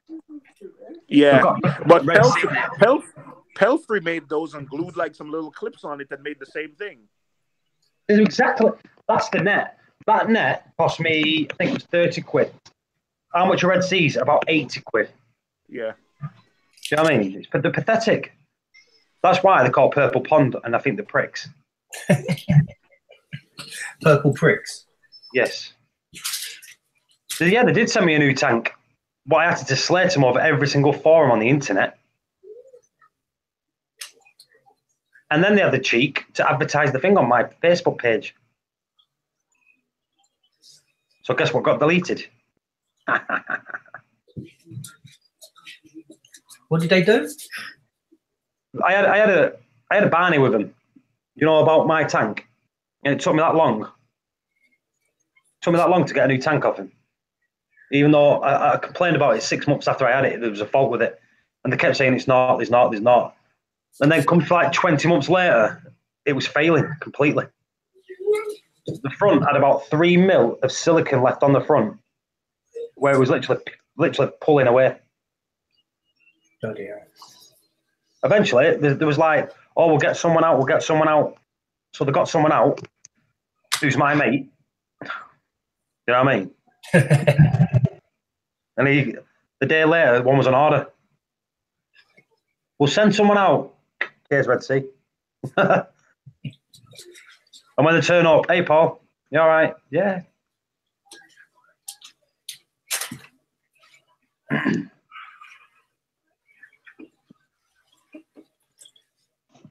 What's she doing? Like, Get out my pub.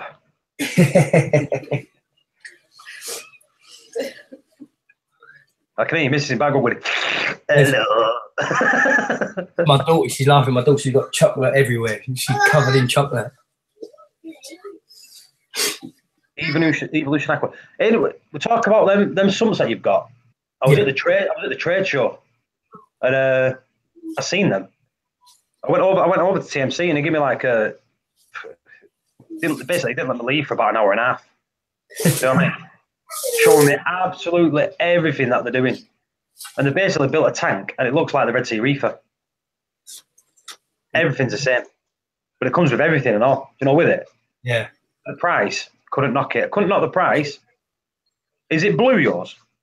Yeah, white and blue. Yeah. Exactly the same as the ice cap. Exactly. Right. Just a small. He's got the large or the extra large. Mine's a medium. I've got to admit, it looked nice. I think there was. Well, what did they have on it? Oh, they had them wave makers on it though. I didn't like them. You know, the TMC wave makers, where they're like long. Yeah, I know the one. And they've got a jet. I think they're good if you've got a weir. Do you know, like your boxed weir? Yeah. Stick it in the corners of the weir. You know where the dead spots are? Yeah. I think they're all right for there. Other than that, no, I didn't like the wave makers. They were trying to sell them to me, and I'm like, nah, you're all right. But I'm going to drill all mine out. I ain't going to have the auto top up. I'm going to drill slots in that and use it as some sort of refugium or just to add extra volume to the sump. Yeah. So the auto top up's pointless. It holds about 9 litres of water. It lasts about 3-4 days. So it's not no point. I wish mine lasted 3 or 4 days. I put 12 litres in, and it lasts about just under 2 days.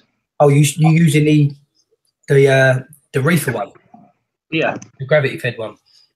See, I've got a Roll exclusive auto top up tank. Yeah.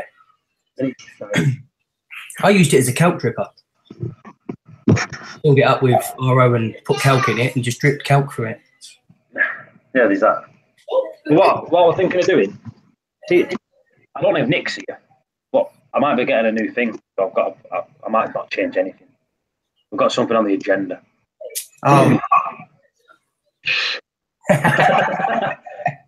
Remember, he's told nobody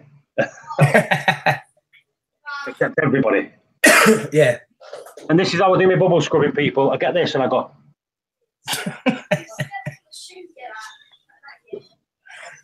What?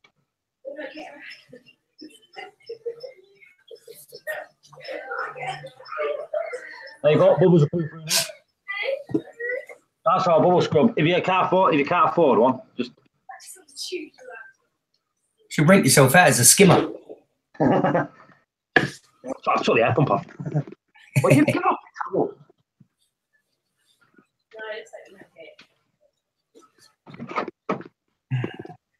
Yeah, but it's the auto top off that does my tits in. You know what I mean? So I want a Refugium and I want a decent auto top off. So I told Nick, like, the sump, I want a sump that's big. Do you know what I mean? Yeah. But still got room at the side, you know, to use like your bottles and that. Because the last tank I had before this, it was full. You know, the bottom was full of a sump. Yeah.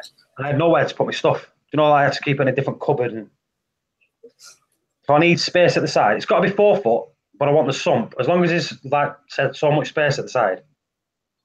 And I want an auto top off on it and all. Yeah.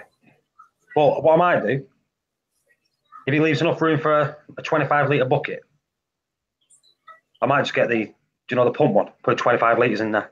Yeah. Last like, well, at least 5 days-ish. Yeah, I use the Roll exclusive auto top up tank, 20 litres, and that lasts about 2 weeks on my tank. It's good looking as well. Have you got acrylic? How big is your system? It's only about 150 litres. Right.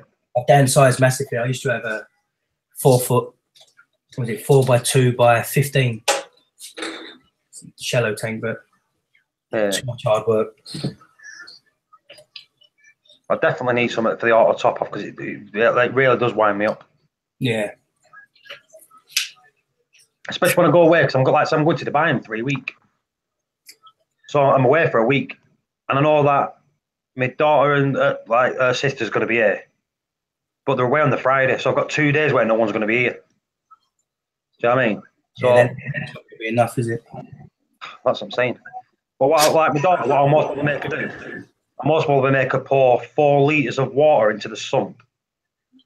So by the time that 4 litres evaporated and the other one's kicked in, I should have enough. So I'm back on the Sunday. Have you not got an ATO? Like a plug-in one? No. You could just use a 25-litre drum or something while you're gone.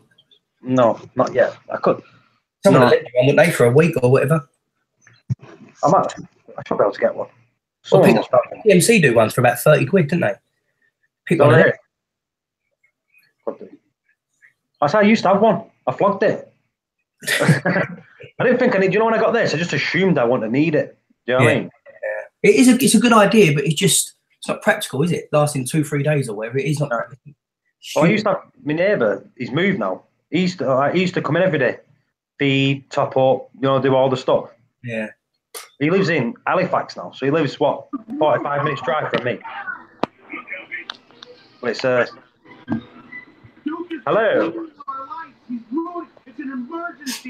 DM'd him.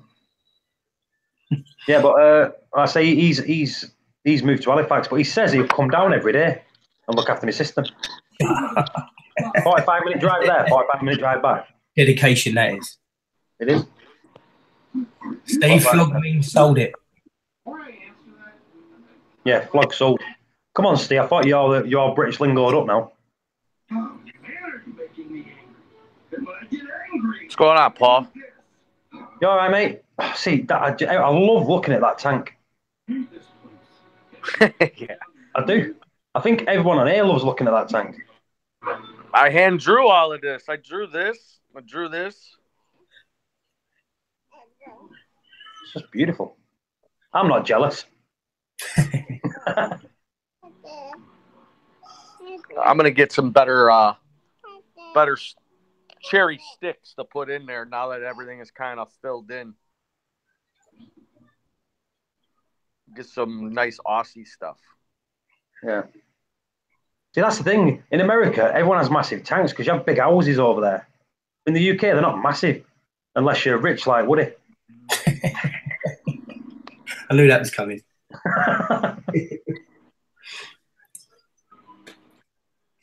I've got a tiny tank. I ain't got the best. No, go on. I said I ain't got the best of the best, but I got this took me about 1.5 years to finally get filled and buy everything, you know what I mean? So it's kind of, I'm loving it. This is my only tank now, and it's still progress. I'm still doing stuff to try to make it look better, but looks good. Nice coral growth. It is. It's nice. Yeah, my corals are just exploding. I don't understand. It's a good thing, but I don't know what. I ain't doing nothing spectacular. You know what I mean? I'm just doing what everybody else does. What are you running on it, dosing wise or calcium reactor? Yeah, I got a calcium reactor. I dose too though, because I got a lot of corals. But I mean, I'm still trying to figure out the calcium reactor. That's over there on the floor. But yeah, I dose 2-part just to kind of keep everything in check. And then I dose fuel, potassium, magnesium, and manganese or whatever that stuff is, and iodine. And I feed real heavy. Have you ever thought of putting doing Triton or anything? No, I'm one of those guys that simple, and if it works, I'm good. I'm not. I love reefing. I love everything about the hobby, but I'm not that money is not.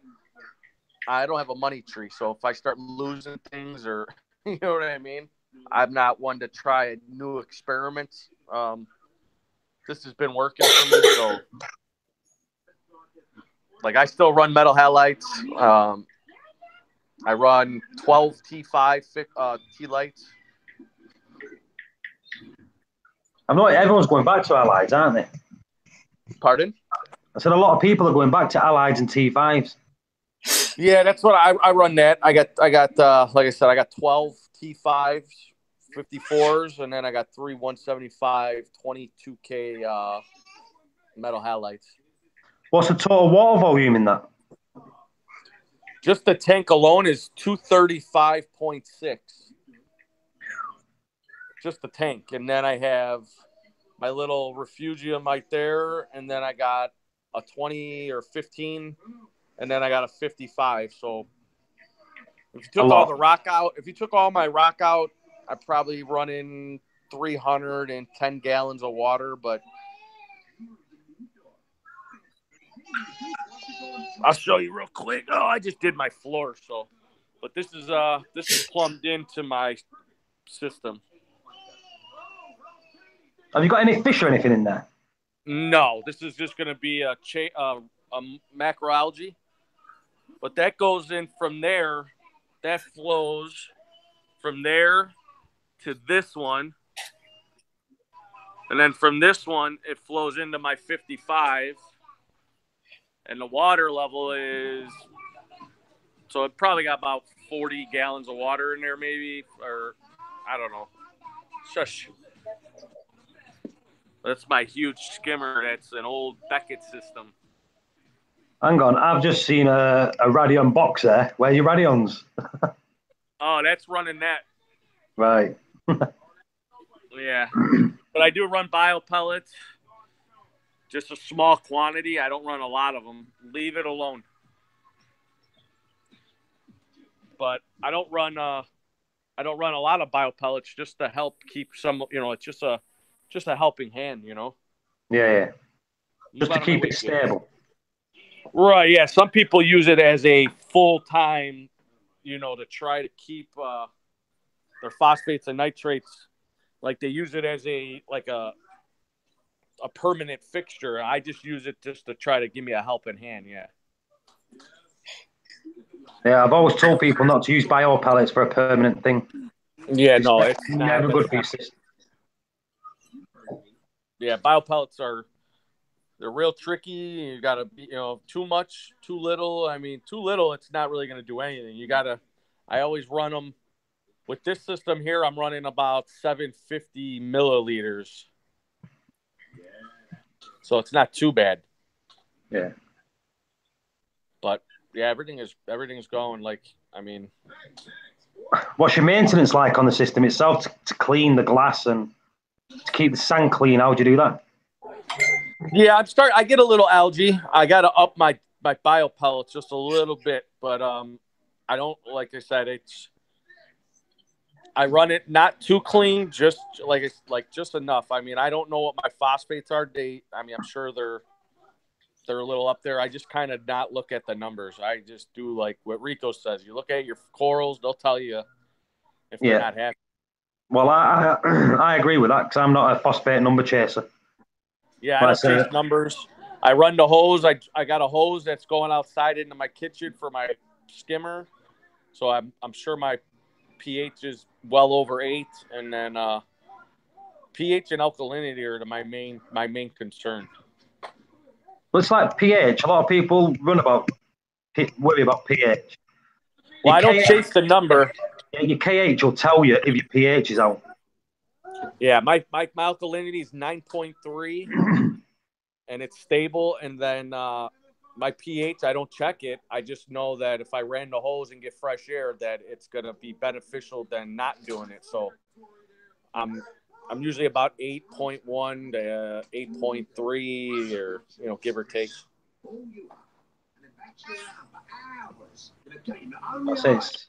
It's a beautiful tank.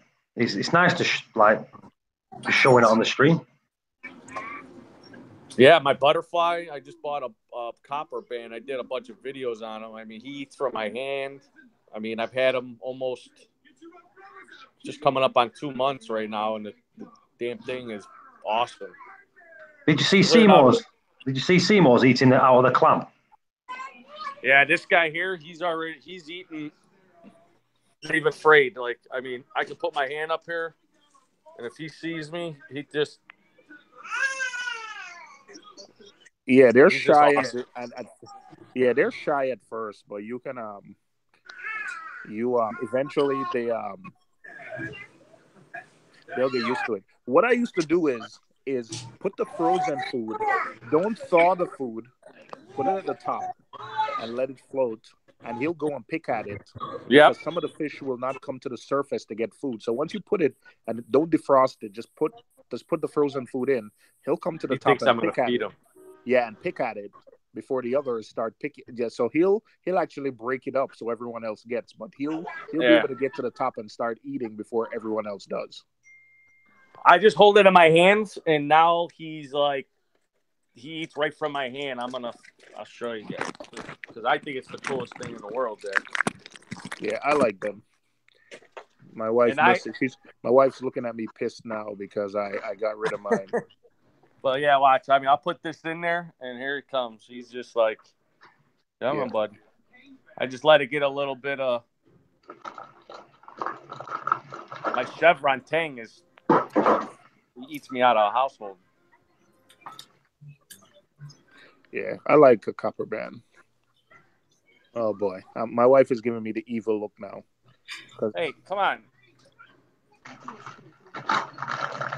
Because I want to keep a clam, honey. There he goes. He's eating now. Yeah.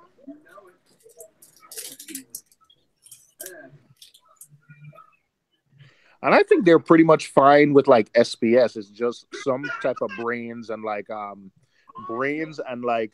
A-cans they'll probably pick at.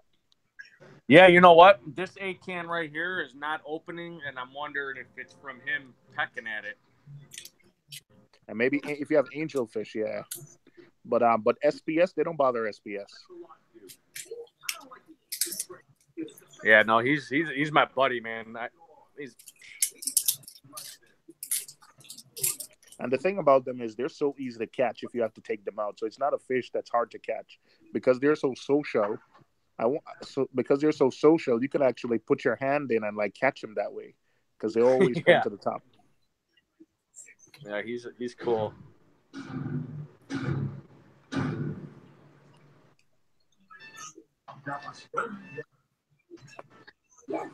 All my fish got personality. I mean, they're all just.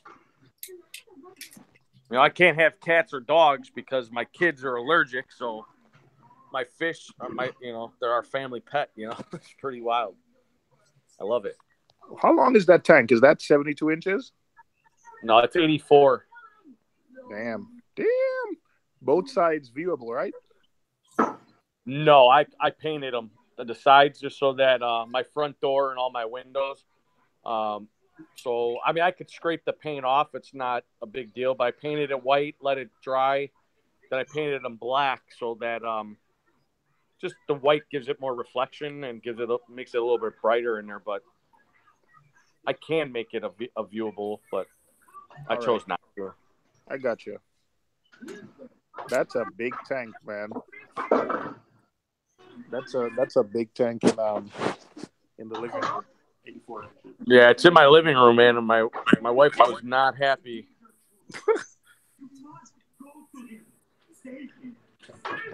She's happy now? She tolerates it. Put it that way.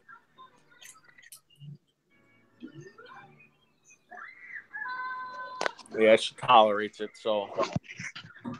Ed said you've got nice graphics on your tank. She's not into the tank? She's not into it? Into the Oh, no, stuff? she is, but I'm kind of like ruining it. I mean, you guys know how it is. It costs a lot of money for all the fancy gadgets and equipment. And I mean, I'm running a Radiant on a 28-gallon Refugium. And she's like, well, why do you need that? I'm like, well, I really don't need it. I want it. Oh yeah, my wife is listening, and I gotta mute you, man, because you're letting my wife give me the evil look right now. Yeah, no, it's good though, but she likes it now because we're like big Pirates of the Caribbean people and shit. So I hand Drew the ship and then the octopus. They're not the best, but kind of matches and goes with the floor that we just put in. And...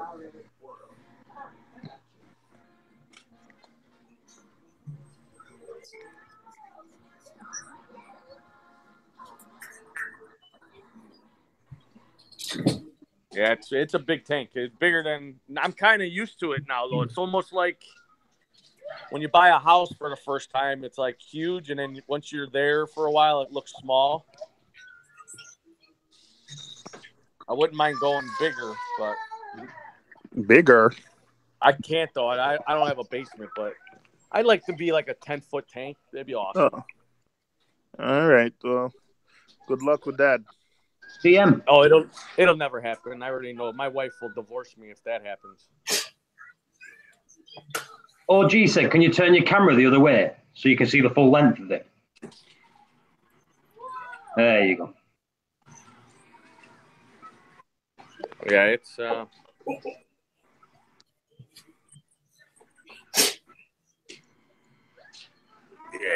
people like it. And everything in there's hand stacked. I don't have anything glued or. I grew everything from a frag too. Like my Stylopora is growing like crazy. This stylo got white tips on the top. I mean, it's pretty big though.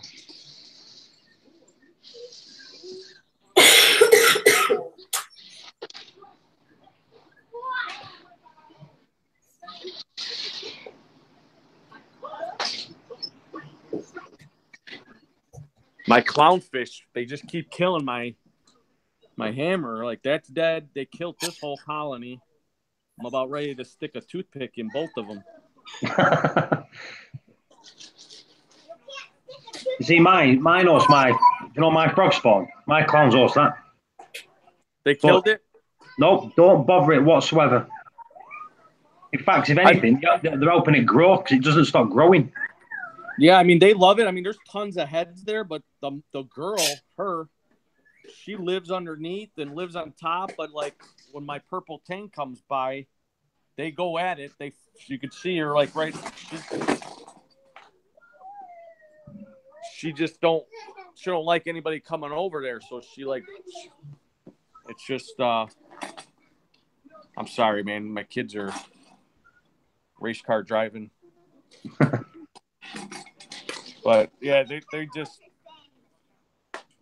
So I'm hoping they don't kill it completely. But they were hosting my tongue right here, and I turned up the flow so that they wouldn't be sitting over there. Well, now they're hosting this, and they just already started killing it right there.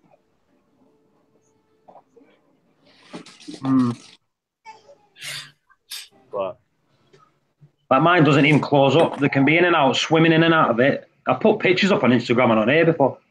Just they seem to love it. Mine. But I suppose it depends how they're smacking it. If they're scraping themselves against the skeleton and that. Yeah, I think that's what she's doing. She's like laying on it and then or trying to feed it, clean it. I'm not sure.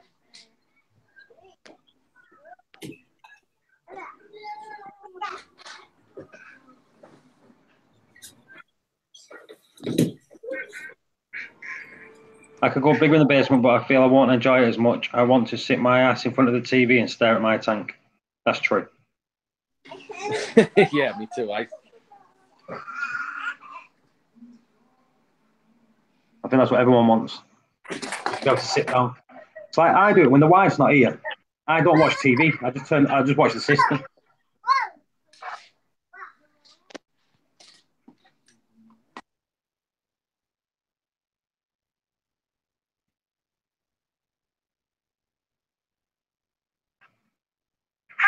You've got beautiful. You've got people saying it's beautiful.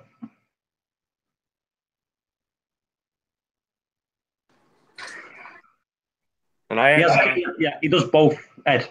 He has a calcium reactor and he doses. What do you dose? Alkalinity magnesia. Here's the calcium reactor.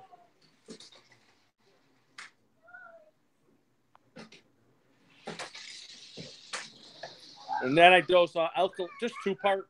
I'm doing the balling method. I dose alkalinity. I don't know exactly what my pump's on, but I got a Jabo dosing pump, and it works fine. I've had it for 2 years now. A lot of people had mixed reviews on it, but I've never had a problem with the doser. For $100, if something were to go wrong, I'll go out and buy another one.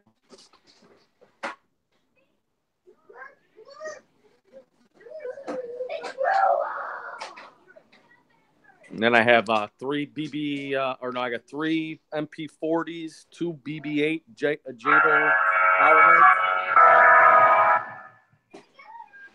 And that's it. This is my lighting right here, but it's pretty bright, but I run.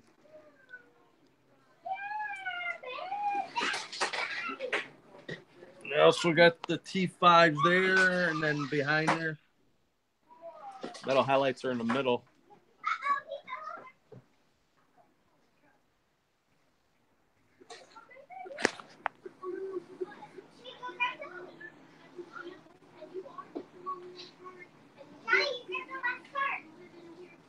Yeah, it's pretty cool.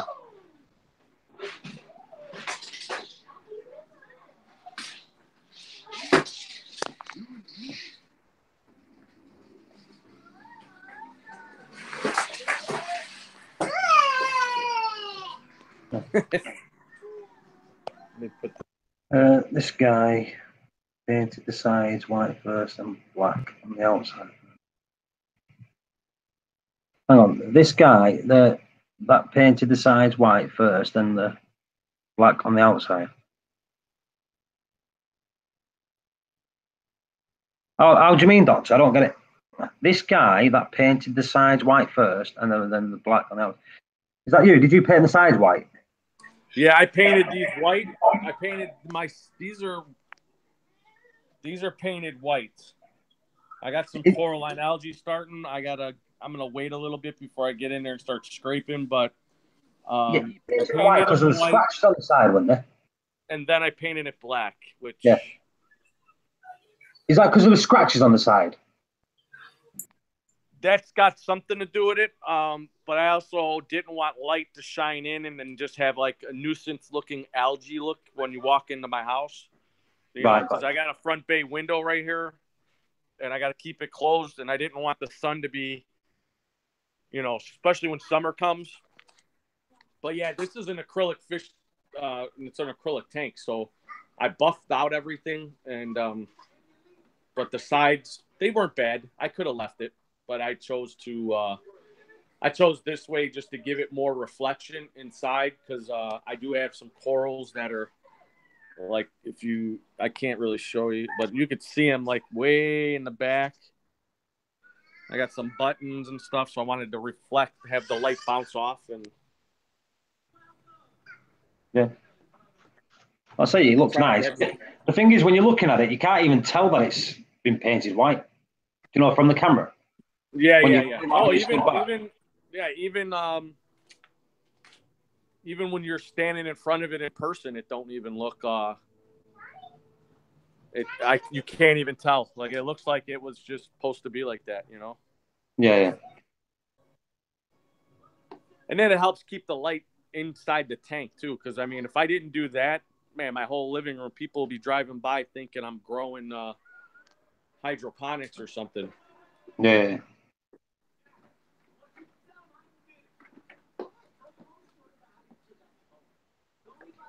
So it's definitely nice. Yeah, my chevron tang is, I don't know, 8-9 inches maybe. I don't know, she's big. I rescued that though. I paid $100 for her.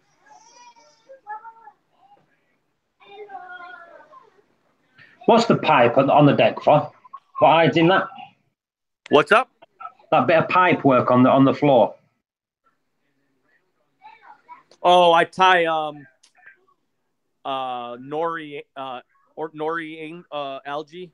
I got a rubber band and I usually just let it sink because the chevron is so strong it pulls the suction cup right off the damn glass. Yeah, my fox face does that. Yeah, so I just put it down. I just stick it on there and they terrorize it. Usually once a day. The purple tang is. I got miracle mud in here. And it's been running now for 3 weeks or so, and the colors in the fish and I don't know, they just seem a little bit more brighter to me. That's why they call it miracle mud. I mean, I can read. You can see the lines. Him. You're breaking up there a bit. The lines on the fish, like you used to not be able to see them. Like they looked. It looks beautiful. Looks healthy, really healthy. Yeah, they look fake. Even this guy. I mean, look at the blue ring around the.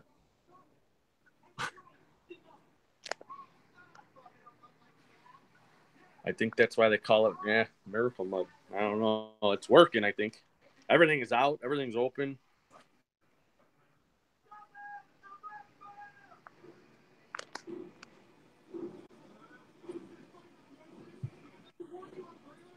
$25 people watching. Get chatting.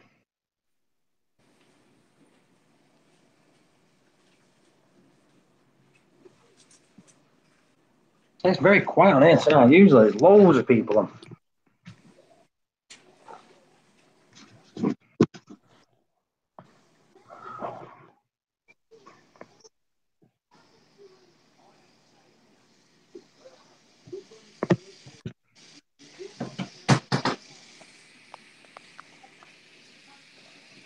Is that a blue acro under that? Right there? Yeah. Yeah, I don't know what it is, but it is blue. It wasn't blue. It just started like changing colors.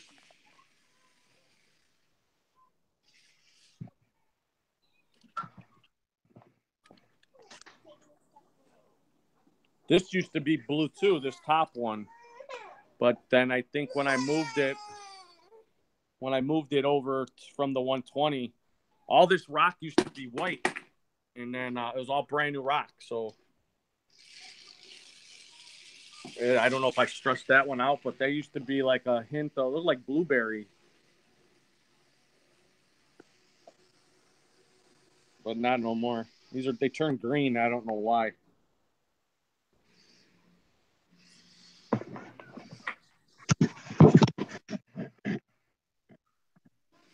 I'm not being ignorant. I'm just admiring your corals.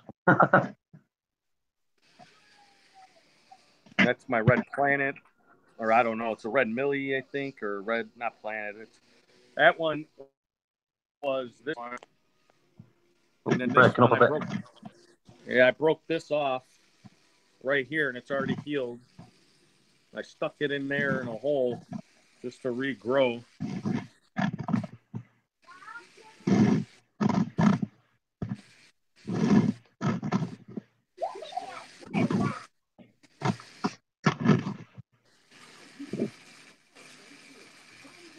What's that there?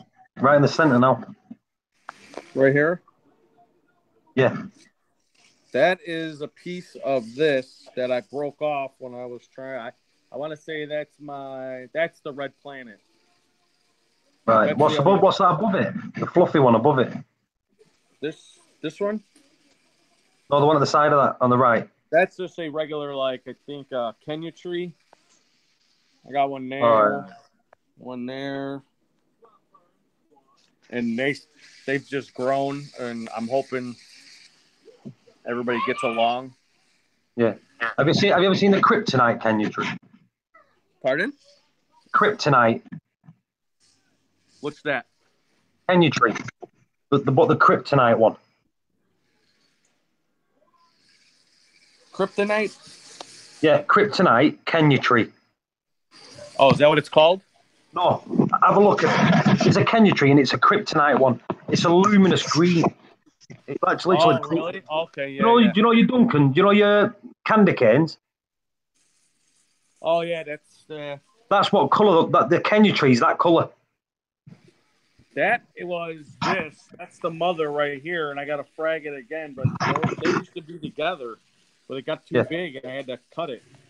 I did that with mine. I started off with 2 heads on a branch. Yeah. I snapped them in half. I put one at one side, one at the other, and both of them had colonies like that. Big colonies. Yeah.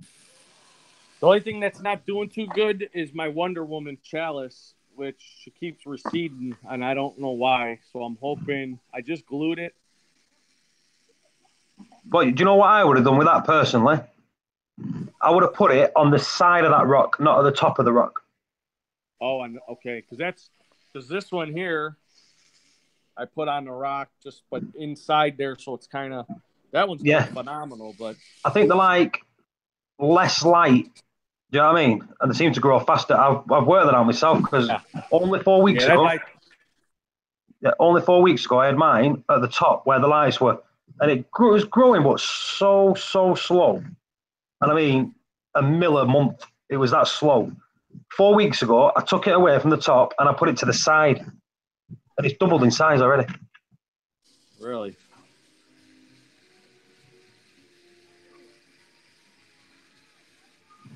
What's this here? And then one of my torches,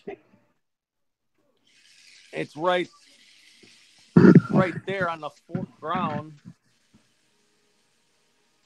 It just separated from the skeleton, and it's still alive. It blows my mind. I don't understand how, but I've seen it before. I've seen a lot of corals that do that come away from the skeleton and stay alive. Pardon? I've seen it before. A lot of them. What did I? Well, mine did it with the candy cane. A candy cane came away from its full skeleton, and it was still bobbing around my tank weeks later.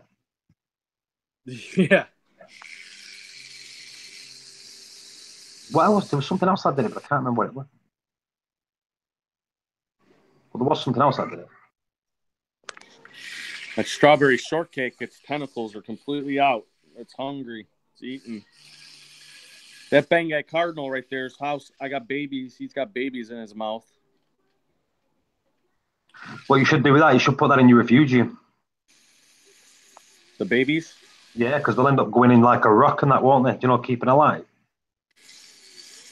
Right.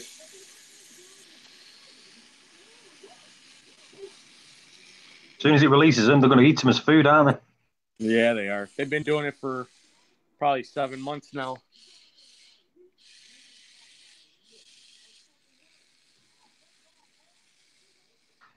Get a few dollars if you keep them. Get them sold.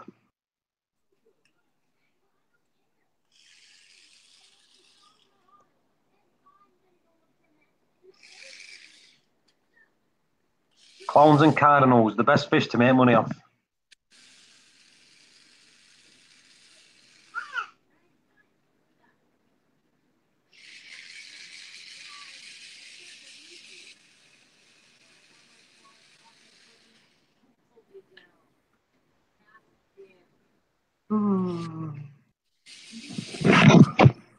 I'm actually tired. Yeah, me too.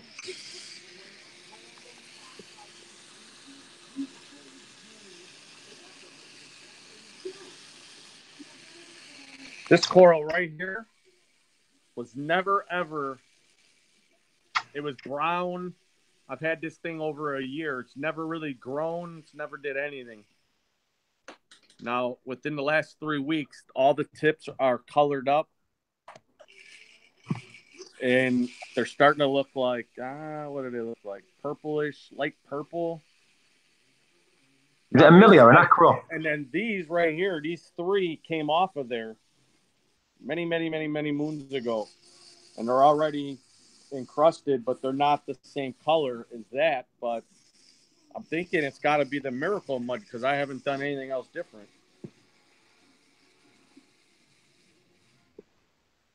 So yeah, that's the same coral, but different.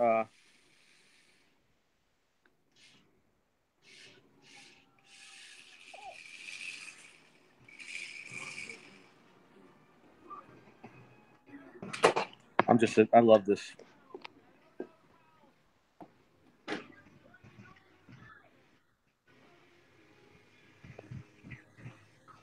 All right, Jay. Oh, but fun. Yeah.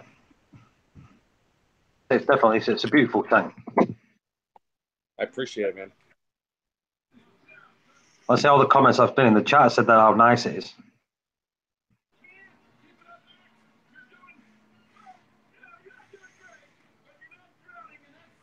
So everyone on here, if you're not subbed to DM, go to DM, sub his channel, and then you'll get to look at it when you want, can't you?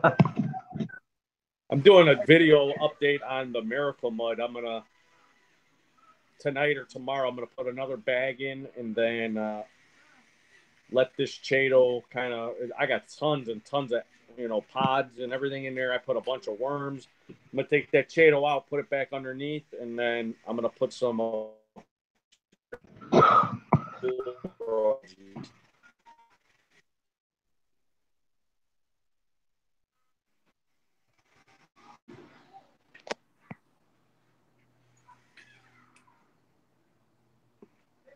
I only got I think I only got 60 subscribers.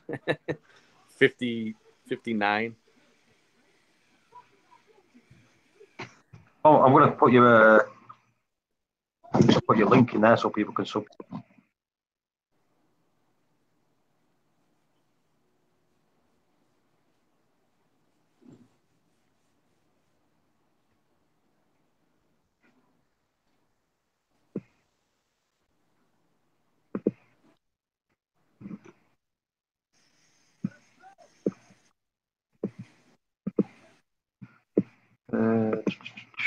DMs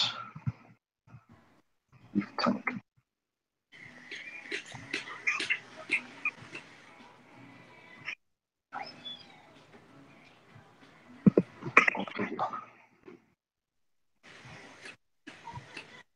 DMs Reef tank. There we go. 56 subscribers. Richie 33 videos. I appreciate it, Richie.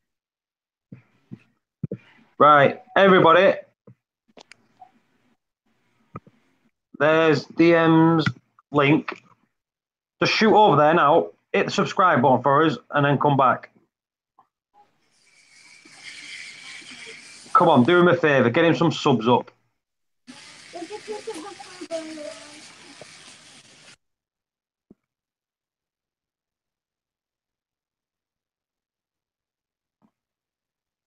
Sub.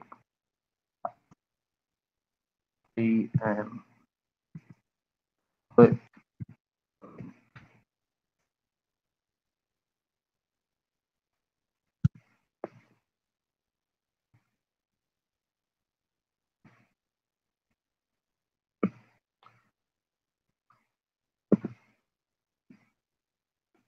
I think most of the people in here have actually subbed to you anyway.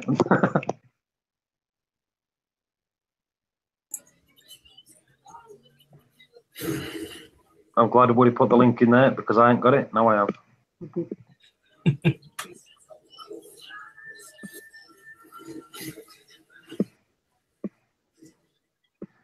Rip Van Winkle, go over sub DM. Subbed already. I'm already subbed. I think most of the people are already subbed to you.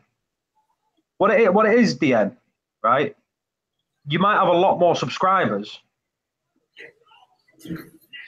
but YouTube are not showing them on your subscriber count. What happened? What YouTube do, if you don't, if someone goes to your channel and just subs you, and they don't go and watch one of your videos for around 30 seconds, it doesn't go on, the sub will turn up, but then it might go off the day after. Okay. Until they've actually been onto your channel and watched a lot of stuff. It's just my initials, David Martin, so DM's Reef Tanks. I used to be Martin's Reef Tank, but there was somebody else that already had that. I found out, so I was like, I didn't want to get us confused.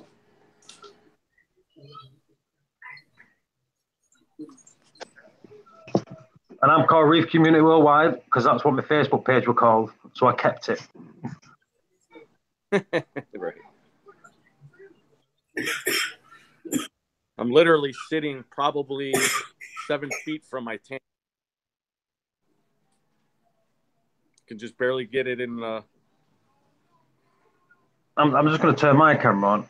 Yeah, I'm not even going to show mine from 7 feet away if I had my camera on because it looks like a nano tank.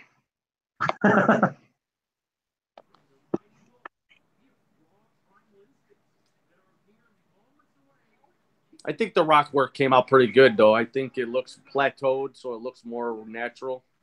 Yeah. Richie Bag. Paul, I'm totally stealing the Reactor Miracle Mud thing very soon. Crack on. That's what it's there for. That's what I did the experiment for.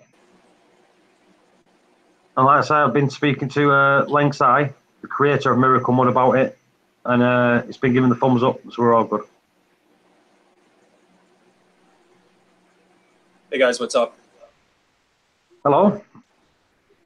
How you doing, man? Good. Have you subbed DM? Yeah, just did. Yeah. Those guys are fast. I subscribed to like at least 20 or 30 people in the last 2 days or something. Let's have a look. DM, 59 subs. Let's have a look. 59, 62.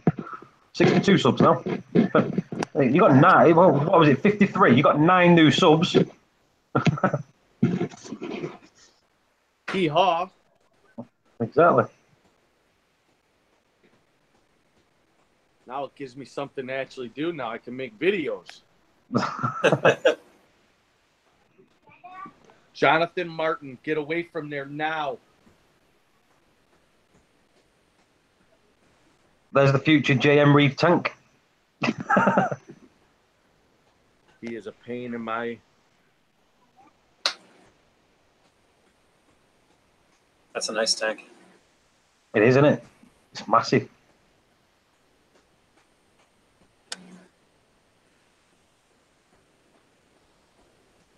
Do you know what? I pulled my reactor and everything, and I've just left it on the floor. Should have made a video. Did a live stream instead. It's all good. I'm out tomorrow, and also, what I might do, I might just throw a quick video up when I get home tomorrow before the wife gets up. Say again? I'm out tomorrow night, so I won't be doing a live stream. But I might do one Saturday. Could do one Saturday. Yeah, I like Hughes and Rico's live streams. It's all good, man. I like that. Good. Everybody gets on here and you know. Actually reminds me of Battlefield 4 days. I've never, ever played computer games except when the Atari 2600 was out. I'm telling you, neither was I a big gamer, but I'll tell you, like, it's not a kid's game. Yeah. You know, it's extremely violent. See what it is with me?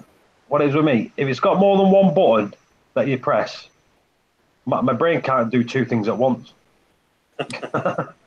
So like Atari had one button, and you can't. You're missing out. If you can't do one button, more than one button, brother, you're missing out. Yeah, I can't.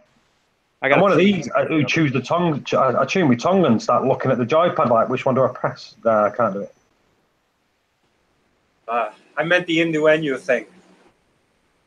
Oh, I'm Nobody useless. understands about you, bro. No. I'll tell you what, it was proper coming down in Canada yesterday, snow-wise, where Dev was, in British Columbia. Oh, that's, I call it. He's got a pretty nice tank, actually. Yeah. Shallow reef, isn't it? Yeah. Reef dudes. Yeah. That was the guy. Yeah. His tank is really clean. I really like that. I really like that tank, man. It was nice. That's what everyone says about mine. It's always clean, always clean. Looks like fish are floating in water. But I can't start a dirty tank, that's what it is. Nothing worse than a dirty tank.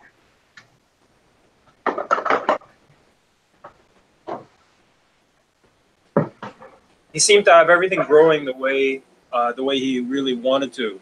Like, yeah, it's just a good shame when it because like I said, he's had some coral strip on him recently. So he's not good for anyone. Like I had it the other month when the coral started to strip. Are you right, Del? Del's Reef's in.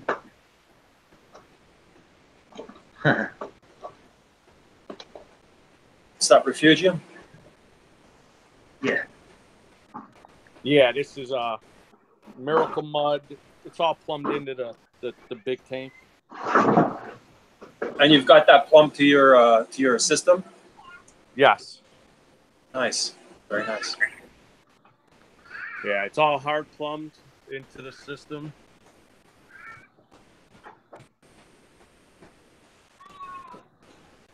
And then that flows into another small Chato Refugium out of Tupperware that it's like probably 15 gallons maybe. And it's filled with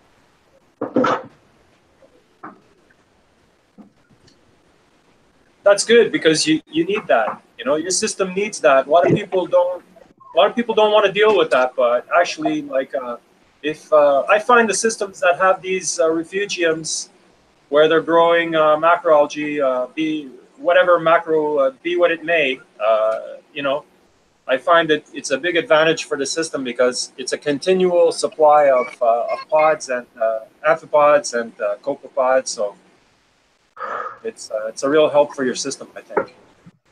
Look at the size of that copepod. I mean, look at it. Yeah, I see that. I see it right there. Yeah, I was like, is that a seahorse or no? That's a pod. Okay. But like I said, that flows into here, and then that overflows from there into this over here. That's the return line. But my skimmer pump is back there, so it's not getting skimmed out, and then it flows through all the live rock into this pump, and then some of it comes back here, back into the first refuge, and then some of it goes back in. Nice. So it's kind of, I try to put it where it's, you know, it's not going to get, you know, it's not going to get skimmed out, and then. Yeah, right. Yeah, you teed it off so that it goes back into the other system. That's right. Nice. So so I got a gate valve, so you can see the bubbles. I got some of it coming back to here to give this flow, and then some of it goes back into the 3 return lines that I got, which I think it's pretty cool. I mean, I thought of it all by myself, so. No, it's nice. It's nice. It is cool. I would have never been able to think of all that. My wife is upset because I'm running a XR30 Gen 4, not a Pro though, it's just a regular, but you know, $600 light to grow, she says, weeds. What's the difference between the Gen 4 Pro and the Gen 4 like not Pro? They got a couple extra lights, so instead of getting, I believe, say 2 violets, you get 4. Instead of 2 reds, you get 4. Like they add a few more lights into it. They're not even true ultraviolet lights though. They're called UV, but they're not. Right, yeah. And then I also think it's a little bit higher wattage, isn't it? I think isn't the Gen 4 like say? Yeah, there's not a lot in it. Yeah, it's not that much of a difference, but it's only $100 difference, right? It's 600 or 700. And they're still both 8-channel, right? They're 8-channel, right? Yeah, I think so. You got to use the Reef link, but I'm not using the Reef link with it. I'm just basically, I turn it on when I get up to go to work, and when I come home, the light's off. So it's sunrise, sunset, but this one underneath stays on 24/7. You don't actually. Sorry, go ahead. I said just until I get the Reef link. Once I get the Reef link, then I'm gonna set this light to where, because I mean, like right now, I can change the color scheme to. You could actually do more with that tank, the bow front right there, right? You could do more with that, like if you wanted to. Well, I am. I'm gonna buy macro. I'm gonna buy macro algae. Right now, I just took this from down under, just to put all the pods and stuff in here, so I got something to start like colonizing. But I'm gonna buy like different types of caulerpa, red, the dragon breath, Gracilaria, the Gonapora, or whatever that's called. Not Gonapora. They look like they're photosynthetic. They look like coral, but they look like tree branches with little. Are you thinking of a Gorgonian? Gargonians, yeah. I'm gonna put those in here. Yeah, you can do a lot. You could do a lot with that tank if you wanted to. Like you could make it a seahorse tank. You could make it a like a. I've got the lights here. Right. Right. So, I was thinking about doing a seahorse, but it's strictly for. I want to have like a marine planet tank. That's what I want. That's what I have. Yeah, I just want a marine planet tank because people have freshwater ones. And then this will help when I do videos to show people you can do marine planet tanks. You don't have to do just freshwater. I mean, they can look just as good looking as freshwater, you know? I don't know if you guys have access to it, but like saltwater grass, like turtle grass, and you could actually grow that in there. So you could crop it short and make like a lawn, actually like a lawn. Right. Same way they do in freshwater. Like that. I've got the lights here. So the Pro is 8 channel. Just the G4 is a 6 channel, so it's 6 channels. Is it? Yeah. Channel 1, you got cool white, deep blue, blue, green, photo red, and UV. On the other one, you got cool white, deep blue, blue, green, photo red, UV, violet, and warm white. So you've got violet and warm white in the Pro, which you don't have in the standard one. I don't care about the warm white really, but the violet I think is important.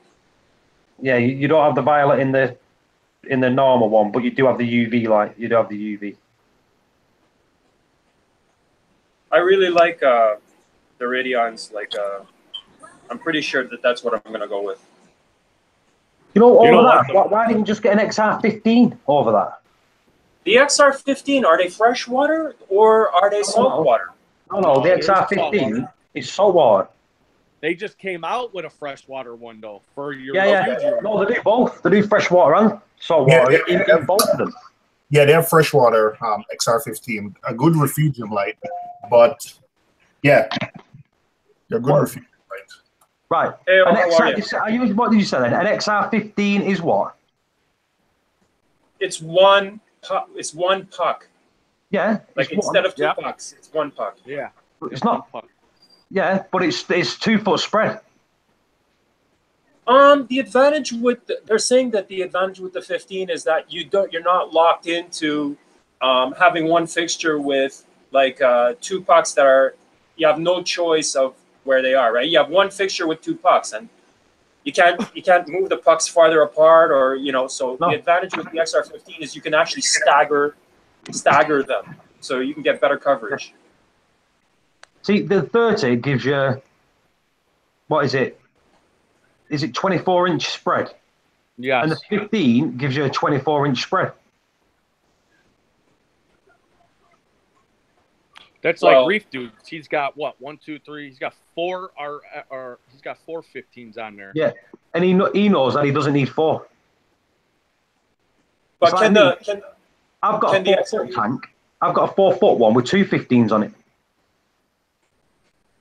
Yeah. Can the XR15s be controlled equally well, or do you guys know that? Exactly the same. They're exactly the same light. But the good thing about the XR15s, one, you only come in Pro, so you can't get the other one. They're all Pro, and the fan is not like the fan's better than the 30s. Okay, I can tell you that that's 100% correctly, because now I've seen the XR15s in person. The XR30s fans, when I had, well, I still have mine. I haven't sold them yet, but they are loud as heck. The XR15s, I've seen like 4 or 5 of them in person now. Quiet. So, like I said, my tank is in my living room, and quiet, you know, silence is, I'll pay extra to get silence. When I had the XR30s on my tank, they were the loudest equipment, and I had like pumps. They were louder than the gyres. So when I'm sitting in my living room now, let me see if I can. I mean, I'm in the middle of cleaning up, but you can see there's my tank behind me, and then there's my TV. So when everything is off and I'm sitting watching TV, my couch is right here, you know, right beside. But I would hear the Radions, the XR30s. You would hear them. You wouldn't hear the gyres. You would definitely hear. They were the loudest. When everything turned off, you would hear the 30s.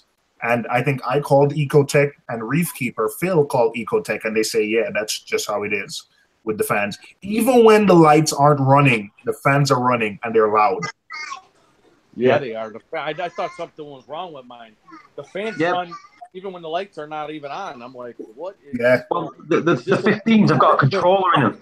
We've got a temperature controller built into the 15s where they only come on when they need to. Oh, Steve.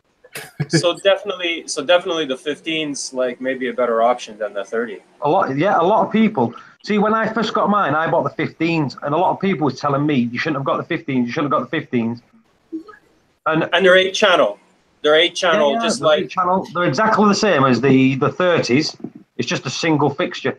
But because the fixtures are so close on the 30s, you get in that you get that like an heat source on a certain point where it gets hot, you know, for the corals, because when it crosses, so you do get an extra heat patch, if you know what I'm saying.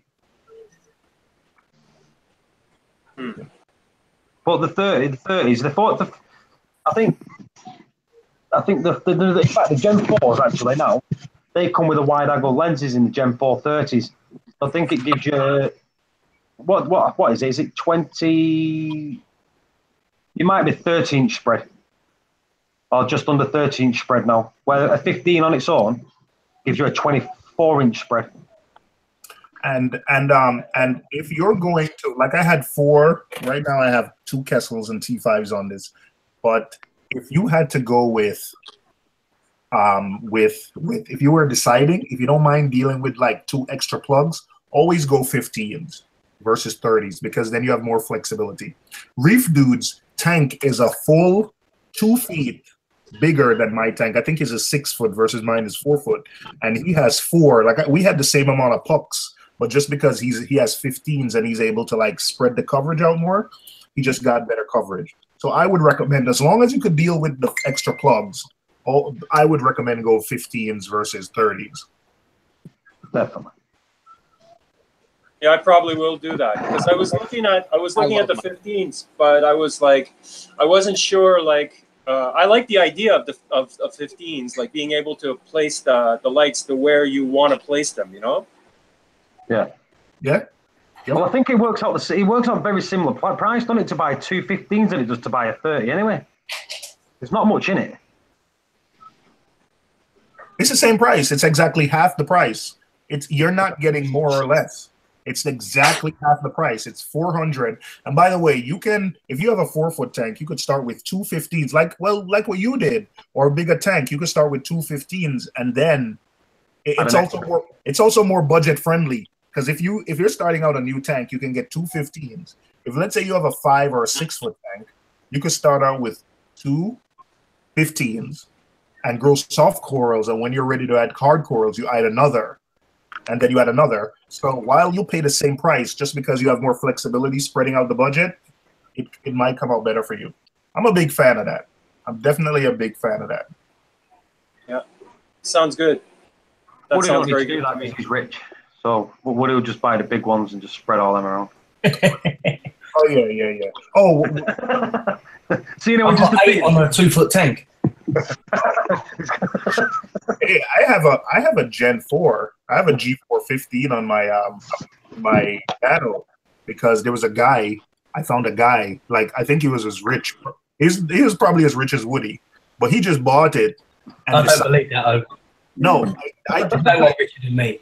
The guy bought it and decided he didn't want it. Like, he wanted a different light. He wanted a different look. He didn't like how they looked. I got a text from Bill Gates the other day asking if I'd lend him a tenner. Hey. So I bought them from him. I think I bought them for $100. I think I bought them from him for $100 a piece, and they were like a month old. And they nice deal. Box and everything. Yeah, I think I sold one to Bubba, and I have the other one. Yeah, I think I sold Bubba. I still ended up making like a good profit and gave Bubba like a great deal. That was a while ago. So yeah, you find those a lot here where someone is like I'm looking to get out of the hobby. Just pay me this and come take it. And I'm always like, yep. Yeah, that doesn't exist here. That doesn't exist here. I can tell you that. Oh, in New York, my wife sometimes is like, "What are you doing?" So I'm like, "Babes, I got to take a cab." Because when you tell someone like, you know, a lot of times I end up taking the equipment and just throwing away the tank because I don't have anywhere to store it, and I still sell it and make a. There was 2 summers ago, I think it was last, not 2017, but 2016 summer. This guy was breaking down his tank, and he's like, "I need to get it out today before my wife gets home." So I took a cab, got a friend, took a cab over there, took the stuff out, took all the equipment, and like just put it on Craigslist and say, "Hey, there's a tank on the curb. Come and get it." And someone came and got it. But for $500, I got Tunzi pumps. I got 4 XR30s, but it was G3s. Like I got a skimmer. Heck yeah. And I texted the guy. I said, "I'm coming now. I'm coming with a friend. I will have it out of your house." When that happened, is that recent, or are you just telling the story from before? That's like two years ago. Oh, okay. Yeah. Okay, it didn't just happen. I was about to say, golly. Nah, man. That's how I was able to fund a lot of this stuff that you guys see here. So you O's got his camera on. What'd you end up reselling everything? Yeah, I still got stuff now I'm reselling. I still got buckets of stuff like from that same breakdown that I'm still selling. Like I just sold like some lights. I just went to the some Refugium lights. I just went to the and sold some Refugium lights. There was a guy on here the other day. I was in I think it was on Paul's stream, and the guy was like, "Oh yeah, I bought some Tunzi pumps from you." And I'm like, "What are you talking about?" And the guy said, "Yeah, I remember on Reef to Reef, I bought some Tunzi pumps from you." So I've been selling this stuff, man. I remember that. You were like, I'm how getting ready to break down the Nano now. I'm heading back up to work. Somebody's coming to buy it. Yeah. Oh, you broke it down, CJ? I'm about to. I had to come home and get some buckets. Damn. Oh, so CJ, so you won't have an office in the new place? I guess this confirms it, right? I don't know, man. But the way they sound, and I just hate the fact of looking at it and not being sure. So I'm just gonna go ahead and move it and put this money towards cores for the 120. If something ends up changing a year from now, then I'll just get another Nano. I mean, that's pretty much it. Yeah, it is what it is. Can you guys hear me all right? Yeah, we can hear you. Okay, cool.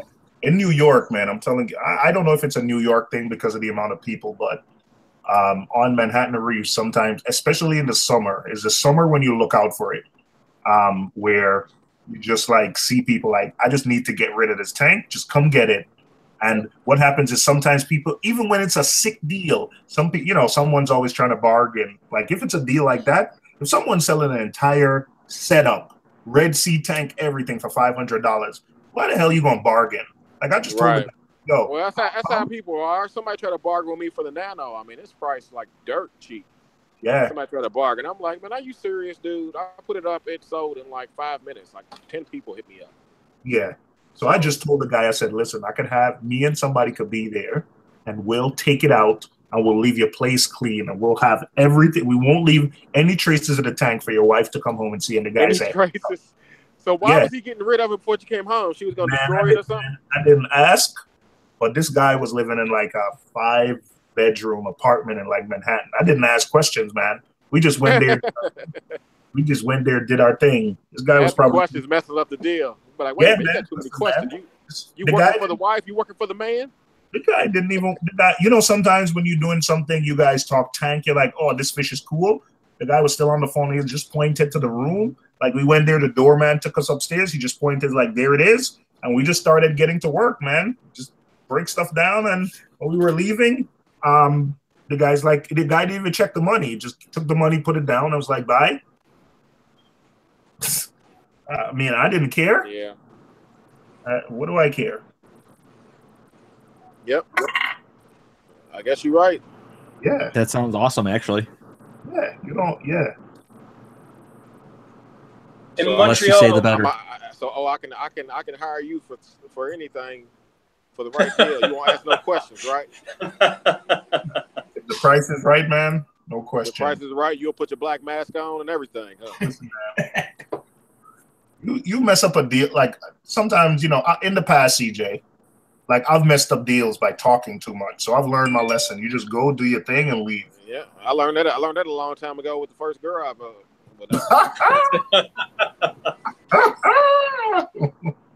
Oh man! Sometimes when you got the deal, just shut up and take it. Oh man, yeah, I learned. It took me too long to learn that. It took me too long to learn that lesson, CJ. Yeah, man. You talk yourself out of a lot of good stuff in life. Yeah, that's what it is. Yep. Yep. Yep. Oh, yeah, I'm heading up here, man. I don't know how I feel about this, but I'm keeping all the livestock though. I'm gonna take the livestock and trade it in. Credit. Yeah. It might be the same over there where you are, CJ, because you're in Louisville. It's just that it's the summer, because what happens here is, especially, if you are, well off, like, that's when you go to the house in like the Hamptons or the Berkshires or somewhere, and the tank tends to get neglected, and you come back and you're like, oh, I just want to get rid of it. Oh, damn, I forgot my siphon hose. How did I forget my damn siphon hose? Are you working, or are you just going back to just take? I'm just going back to take care of this, but I left my siphon hose at home. How am I gonna get the water out of this tank? Just damn it! For the price of it, you could just get another one. I mean, that must be like $5 or something at the fish store. No, like $20. Yeah, it's too late. I would just water out to where it's light enough to where I can remove the whole tank and pour it out. Hey, SPJ, speaking of deals, like this week, you remember we were talking about like the gyre interface? Yeah. Oh, I found 2 of them for $70. But for the Apex to control the gyres? Yep, 2 for $70, man. So I'm gonna listen. I didn't want to switch it over. Oh yeah, I'm gonna try it. I mean, at that price, I saw someone selling 2 for $70. Like, oh yeah, those modules are like $100 a piece normally, right? $125 a piece. Oh, that's a no-brainer. Yeah, and I could probably sell my controller and cover that. Yeah, I would never get rid of that gyro controller. What do you have? I would always keep that. What do you have, Bo? So there's this thing called the gyre interface module where you can connect the gyre to the Apex, and then you could really like randomize the flow pattern. So I think. Oh yeah. Go ahead. BRS had a video on it, and I was gonna do it, but then CJ released his. CJ and I were talking, and CJ really kind of showed me that actually with the gyre controller, you can actually do a lot. It's not as flexible as the Apex, but you can do probably 70, 75, maybe 80% of that same thing, as long as you're willing to put in some work to learn it and customize it. So I wasn't gonna get it. Once CJ showed me how to like program the gyres, so I didn't bother. But the other day I was just browsing, like I think Reef to Reef. This guy was selling both of them, so I said, heck yeah, I'll take him. You have an Apex? So, yeah, I have an Apex. Again, somebody was trying to, when you're selling 2 gyre modules for $70, why would you go ahead and try to negotiate with the guy? Somebody was like 60. So I just messaged the guy and said, man, I'll pay PayPal. I'll pay the 3% PayPal fees. And, when can you get it out to me? I'll send a payment right now. And the guy said, okay. And I got him. Man, you push a hard bargain, man. You don't play around. But CJ, at that price though, CJ, why am I gonna bargain? You could if I didn't want it. If it wasn't something I really wanted, then yeah. But at that price, even if I don't use them, I'll still sell them. Sell it. Yeah, you can get your money back for that. Yeah, you can probably gain money off of it, honestly. Yeah, well, yeah. Even if they're used, I mean, I tested one today and it works. I'm gonna test the other one tomorrow. So even if they both work and I sell them, I could probably get maybe 120 at $90. least. Yeah, Listen, you could probably sell them both for 120 easy. oh, both? I see people selling them for like $90 a piece used. Yeah. Yeah. So damn, I can't believe I got that. What's going on, fellas? What's up? Is that SC Reefer? SC Reefer in the house. All right. So I'm getting a custom. I was telling earlier I was getting a custom-made Refugium. It's going right there. I started building it. It's gonna be a 25-gallon external Refugium. How are you gonna drain display water? System. How are you gonna drain water into it? It's actually gonna come out of my sump, going straight in there, and it's gonna drain back into my return. I bought all the PVC piping for it already. I was gonna run it off my manifold, but by the time everything gets to that manifold, that's my return. Everything's kind of clean already. So if I was running, into the new Refugium there, it's kind of like clean. So I'm gonna run it straight from the filter socks. I may take out one filter sock and put a pump down there and have it running straight into the Refugium. I don't know. I didn't figure it out yet, but I'm in the process of building it right now. It's going to be a 25-gallon. Yeah. See how it works out. Whose tank is that I'm looking at? This SCV for right here. This one? Yeah, the one. Is that DM's tank? Is that what it is? Yeah, that's DM's tank, the big one. Okay. Yeah, I'm looking at it. Oh. That's SC's there. That's on now. You know what? They're very similar sized tanks, them, aren't they? Yeah, it's a nice tank. Yeah, that's SC's. That's got the sump open. DM's is the one that's got all the corals and fishing. Wonder how much credit I'm gonna get for this. I'm trading in two or.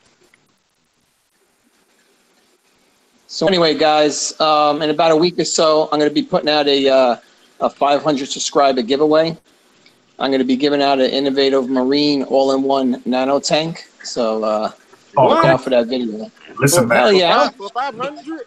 What? Wait, what? Yeah, why not? Listen, I don't play around. All right, listen, man. I'm winning. Yeah, actually, I spoke to Reef Dudes. He's going to actually host a live stream for it. We may do like the Wheel of Death or something like that. So, yeah. So I only got 200 subscribers right now. So I figured, once I put this video out, maybe it'll be like another month or two before I get 500. But yeah, it's definitely going to be an innovative marine all-in-one with the Skykey light and everything. Listen, man. All right, I'm gonna promote that for you, SC Reefer. But yeah, it sounds good, man. If you guys want to report, yeah, CJ, man, I see you be putting out some videos. I like what you're doing there. Definitely, man. CJ just for all these. He just dropped out. Oh, did he? Oh. You know the signal is bad. Yeah, you know the signal is bad in Kentucky. You know. Yeah, I know Kentucky. They got nothing out there, man. All they do is just drink, and that's it. If you tell CJ he lives in the country, he's gonna get upset. Yeah, but Brian's Aquarium is doing a giveaway also, and CJ hosted it like on his channel there. So he's doing that to all the people that are doing like giveaways. But yeah, man, if anyone wants to take my video, I'll send it to you guys. You can post it on your stream, and yeah, we get this thing rolling. Yeah, CJ promoted mine. I mean, I think I had my 1,000 subscriber contest, and I put it out when I had 600. And when CJ posted it on his channel, I think I got 200 subs like within like a week and a half. So that's crazy. Yeah. I'm gonna do it next week. Sometime next week, I'll put it out there, and yeah, someone get a nice little tank, man. Someone get a nice tank. Very cool. Hey, well, that's going to be expensive to ship to England. No English, No, no Welsh. Just in case Welshie is in the chat. No Welshes, no Welshies. Yeah, it's only going to be for the U.S., Puerto Rico, Canada. That's about it. You guys in the UK, man, I'm sorry. Canada, you shipping this thing to Canada, man? Listen, I'll ship it to Canada. Come on, Philippines too. Philippines too. Come on. The Philippines. Oh, hey, I deal with with my job. I deal with the Philippines all day, man. I got a big crew out in Manila. Nice. Is that IT? Yeah, IT. Yep. Yeah. Nice. It's IT and AutoCAD. IT and AutoCAD. Yeah, I got a great team out there, man. The Philippine people are they're really good, man. I got a great team there. Talking about freaking Pinnock Spit and Balut and all this freaking stir-fried noodles. Yep. Lumpia. Great stuff. Good people, too. Yep, absolutely. Great people. Yep. Well. But yeah, I'll share my drive with you. I'll share my drive with CJ, Rico. You know, once I put the video out, you guys can grab it, you know, download it, and you can put it on your site as well. Very cool. So the Chato you sent me, I have in my quarantine tank. It's been sitting in there for weeks now. It's doing really well. Oh, I'm just waiting for this new Refugium to come so I can put it in there. I'm actually just got my new UFO light that just came in from eBay. I'll be hooking that up to it, and yeah, it's rolling. It's actually growing already.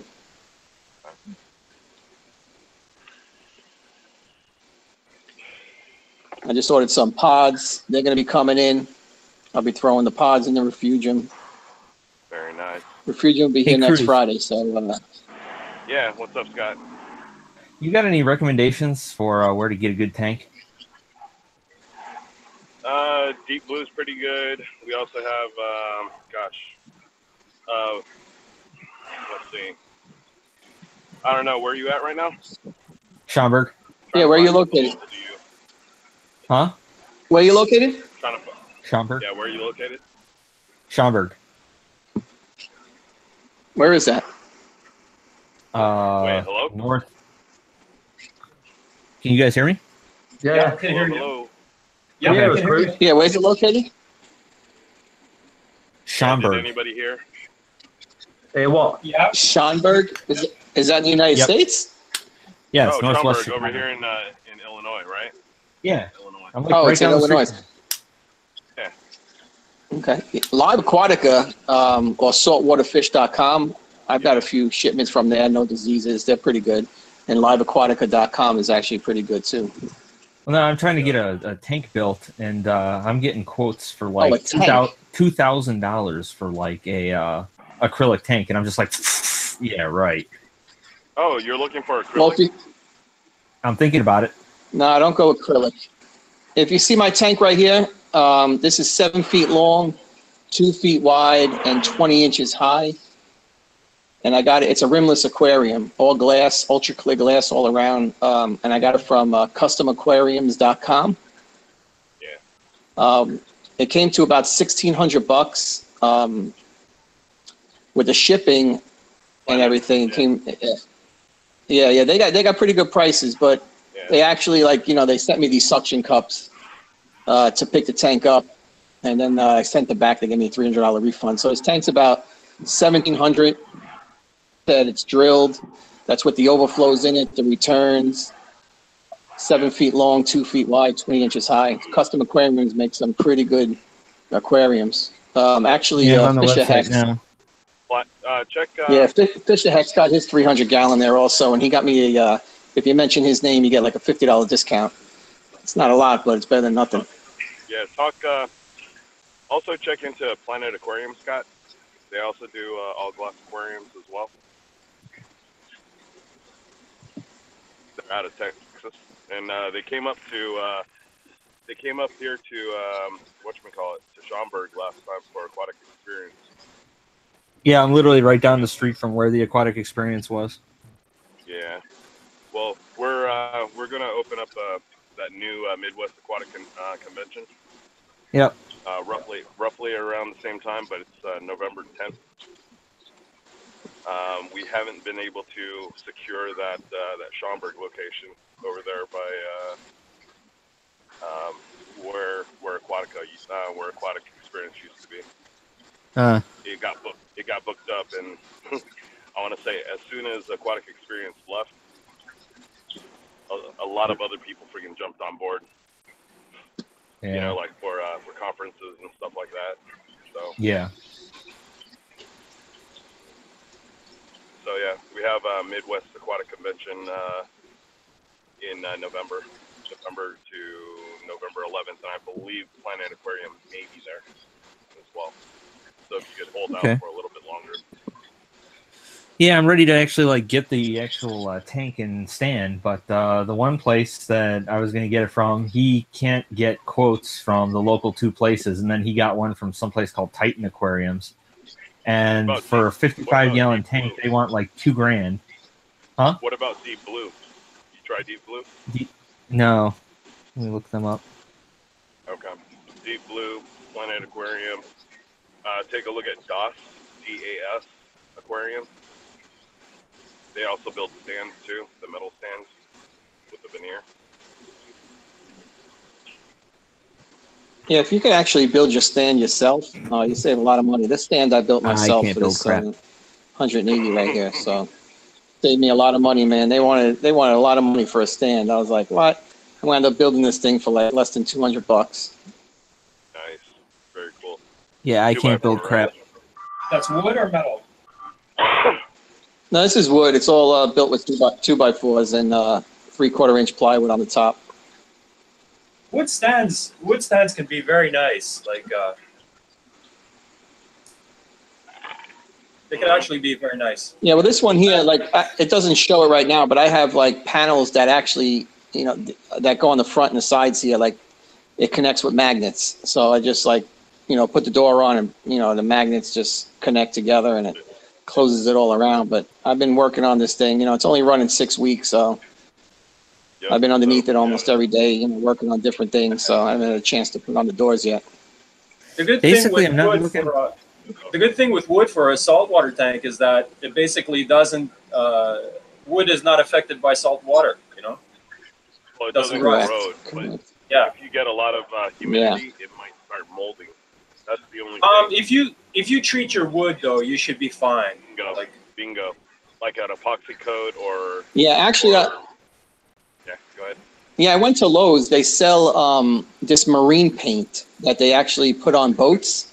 So I bought this marine paint. They sell at Marine Depot. I sell at Lowe's. And I actually did the outside, you know, all black and the inside all white with the marine paint that they sell. Yeah, that does look sharp though. I was thinking about getting the. I'm in South Carolina, right near Charlotte, on the borderline of North Carolina. Charlotte, North Carolina. Yeah, I got a couple of buddies out there Yeah, it's nice out here, man. Everybody's moving out here. It's getting a little crazy. Yep, a couple of my buddies moved out there from Illinois. You guys have what is that called? Innovation Center or Science Center, right? Like where all the friggin' we do, yeah. tech stuff is going. Yeah, I haven't been there yet. I'm planning on also going down to the Georgia aquariums. I heard it's really beautiful. It's only about, you know, 2.5 hours from me, so I'm gonna go down there, maybe do a little filming. Very cool. I just bought my tickets for Reefapalooza in Orlando. I'll be out there in April. Very cool. There's an aquatic show down in South Carolina this Sunday that I'm gonna head out to, see if I can buy some corals down there to start stocking this tank now. Yep. You got the bubbling going on there? The aeration? No, it's just the gyres. I have them, you know, toward the top a little bit, so sometimes it throws some bubbles out. Yeah. Gotcha. The little vortex. little vortex air funnel. Yeah. Cool. So you're going to have the Refugium where? Right on top It's of going to be right here on this thing. Just built this today. I just got to paint it and get it in place. The Refugium is 18 by 18 by 18. Okay. So it's It's going to be a 25 gallon. 25. Okay. Yeah. Very cool. So it's going to be a display Refugium. Yeah, it's going to be a display. All of the sides are going to be black, and the front window is going to be clear. Ah, like you were talking about last night or the other day. Yeah, correct. Cool, cool. Can't wait to see that bad boy going. Yeah, me too. Are you going to have it gravity overflow Hold back up. in, or are you going to have it pumped up to the top? Correct. It's gonna be gravity. I got a 2-inch bulkhead toward the top of it, so it's gonna drain right into the return chamber of the sump. So that way the pods Yeah. can actually go right back into the DT. Very nice. Correct. Yeah. Very cool. Oh, so that's one of the reasons why you actually elevated it a little bit. Yeah, I want to make it higher than the sump, so when I run the 2-inch PVC, it goes right here. Exactly. It'll be on a little bit of a pitch going into the return chamber of the sump. Yep. That's exactly right. Man. Very nice. Yeah, I'll frame that all out. I'll paint it. I'll put some nice molding on it so it looks like it's retrofitted to the, to the stand itself. Okay. That'll be cool. Very cool, man. So you have I see you have a blue Yabby on your icon. Are you in the freshwater? What is it? That blue. Me? That blue. Yeah, that blue crawdad crayfish. Somebody does. Oh, somebody has that. Yeah, I don't know what that is. Who is that? That's all right. Rip Van Winkle, I think. Yeah.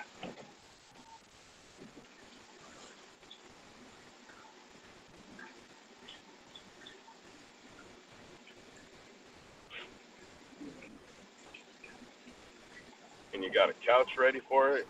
Nice. Very nice. How's it going, Paul? Good. You? Feeling better today. Good. Yeah. That's what we like to see. Cruz is back. I was going to do the Miracle Mud video, but I had to do a live stream. So that'll be tomorrow. Well, I'll try to do it tomorrow when I get back from work, but I'm going out at later. We're for my father's birthday. So. Oh, happy birthday. Not for me. Not for me. No. My birthday's June. Yeah. Ah. That's for a father. Yeah. Sorry. I was going to comment to see how, just basically saying how clean SC's setup looks right now. Well, DM, I don't know if he's talking or he's just left his camera on. He was saying how Miracle Mud's changed his tank. Oh, really? For the better. That's his tank showing now. And he was saying since he's set his Miracle Mud up in his Refugium, and he's got a Refugium at the side of his tank, I don't know if you can just make it out the Refugium at the side. He said his corals have basically got better glow on them, and the fish look miles better. Oh, wow. Very cool.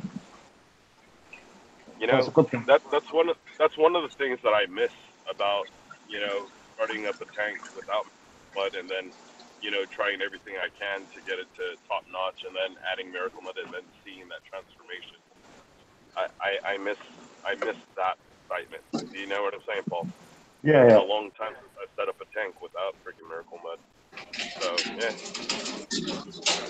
My corals just seem to be more open, more, I don't know, they seem happier, I guess, if you want to call it. Like polyps are out and everything, and Yeah, like my SPS, some of them, like I was showing Paul, like they were brown and didn't have any color, no nothing, and now they're actually, the tips are all like, everything's starting to grow, like, and I haven't done anything different. I've been doing the same thing I was doing on my 120 as I'm doing right now, but all I did was add more Chaeto, obviously more volume of water, and Miracle Mud. Yes, sir. Hey, one of these days, DM, I'm gonna pass by. What you got? Right on. If that's okay. Oh yeah, no problem, man. Yeah, no, it's a beautiful system, man. I think the system's worth more than what my house is worth. I know I spent my good fair share on the freaking hobby. Yeah, it's. I love it, man. It's just, I just can't believe I told the LFS at Aquatica today that I don't know. Some people might think it's a myth or a gimmick or what, but I put that in there probably 3 weeks ago, and I could see a difference in all, even my polyps, my zoas and my pelazoas. They are so full and thick and like. They're swollen, right? Like really, Yeah, really. they're bigger than what I've seen before. You know what I mean? Like they've always opened, but they're thick and they're like stretching and like Growing. Growing Yeah. again. I missed that part of it, DM. You know, where I start up a system without Miracle Mud and then seeing the transformation after I get it to a certain point by adding it. And yeah, I mean, I don't know if it's just I want to believe it, but I mean everything, even all my SPS, all have new growth tips. And I mean, Well, it's in like it's 3 weeks of growing. Yeah. Or not 3, but you know what I mean. I put the Miracle Mud in 3 weeks ago, and I'm just now noticing all the ends of my corals are all white and they're growing. It's not, it's not STN or RTN. Yeah, they're just. It's amazing. I don't know. It's taken it to the other level, and you're not the only one that has seen that or seen the water clarity issue, different. You know what I'm saying? It's like everything ionically is balanced again, and that's when the water gets like super clear as well. And I know that you're also doing some other, you're doing the bubbling as well, right, DM? No, I have not done that yet. Okay. Wait until you start doing that too, along with the Miracle Mud. I do have a stone from my BioCube protein skimmer, the little wooden air stone. I just ran out of electric sockets. I got a 12 or 15 bar underneath, and that's filled, and I just got way too much stuff plugged in. Yep. But no, I mean, I want to do it. I'm gonna do it. It's just a matter of when I'm gonna do it. Yeah, maybe when I get over there, I'll help you set it up, and we'll fine tune it so that you get zero bubble splashing on the top, on the DT, because you got a lot of lights in there, and I don't want to get any popping of your display tank. You know what I'm saying? Underneath the hood. So. Oh yeah, I got a lot of light. Well, so 1,000 something watts. Wow. I miss those days. Yeah. When I had my 550 gallon, man, that bastard was like freaking energy hog. Yeah, it's my wife was yelling at me about the electric bill. Well, you could start installing solar panels outside. Offset it a little bit. It ain't that bad though. I mean, the hardest part's gonna be is when I want to change all my bulbs. Mm-hmm. That's what's gonna hurt me the most, because that's gonna be a lump sum. That's gonna be a lot of money. Why don't you stagger it? Stagger the change. 2 bulbs every 2 weeks. Right. Something like that. That's, You know what I'm saying, buddy? Yep. Because just because it's like, you know, at the 6-month mark, you know, what we do at the shop sometimes, you know, we just take off 2 bulbs, replace 2 bulbs. Later, we'll spend a little bit more money, replace 2 more bulbs. Do you know what I'm saying? As you're going along, you have 10 bulbs underneath the hood. I got 1, 2. I got 6, 7, 8. I got 10. Yeah, 10 T5s right now going, and I got 3 metal halides. Yeah. Well, the metal halides will last you a little bit longer. It'll last you at least a year and a half.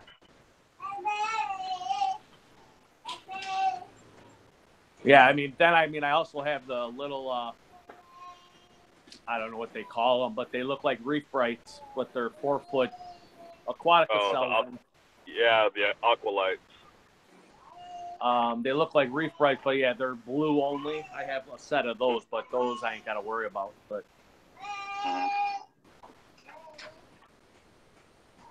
Yep, Aqualites. But other than that, yeah, everything's doing good, man. I've only seen positive so far, so I don't know why. I mean, like I said, I did the videos. I'm going to do more updates on the Miracle Mud because I'm going to add another 10 pounds. And there'll be a total of 30. I got 20 in there right now. Just because it's $70 a bag, you know what I mean? It's like... Well, absolutely. Well...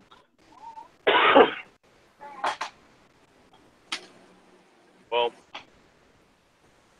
Maybe when I go over there, we could barter a little trade. DM. Do a barter or trade? Yeah, I got some Miracle Mud. Okay, what do you need? What do I got that you need? I don't know. I kind of want to see what you got that we don't have yet, coral wise. Yeah, I don't have nothing. Well, I got one really nice couple frags pieces from Australia that Mario gave me from Aquatica, but I fragged it and I saved the well, I didn't save it all, but I've saved most of it. Yeah, kind of like oranges and greens and. Yeah, I mean, there's you know, sometimes hobbyists have what we would consider rare, you know, as store owners and stuff like that, and right. you guys might not know that it is. You know what I'm saying? Right, right. Yeah, I'll definitely. I mean, if you don't mind, I could evaluate your, you know, all the freaking corals and their prices and stuff. You know, what you could actually get for them after it grows up to a certain size if you want to frag them and start trading them in for actual credit.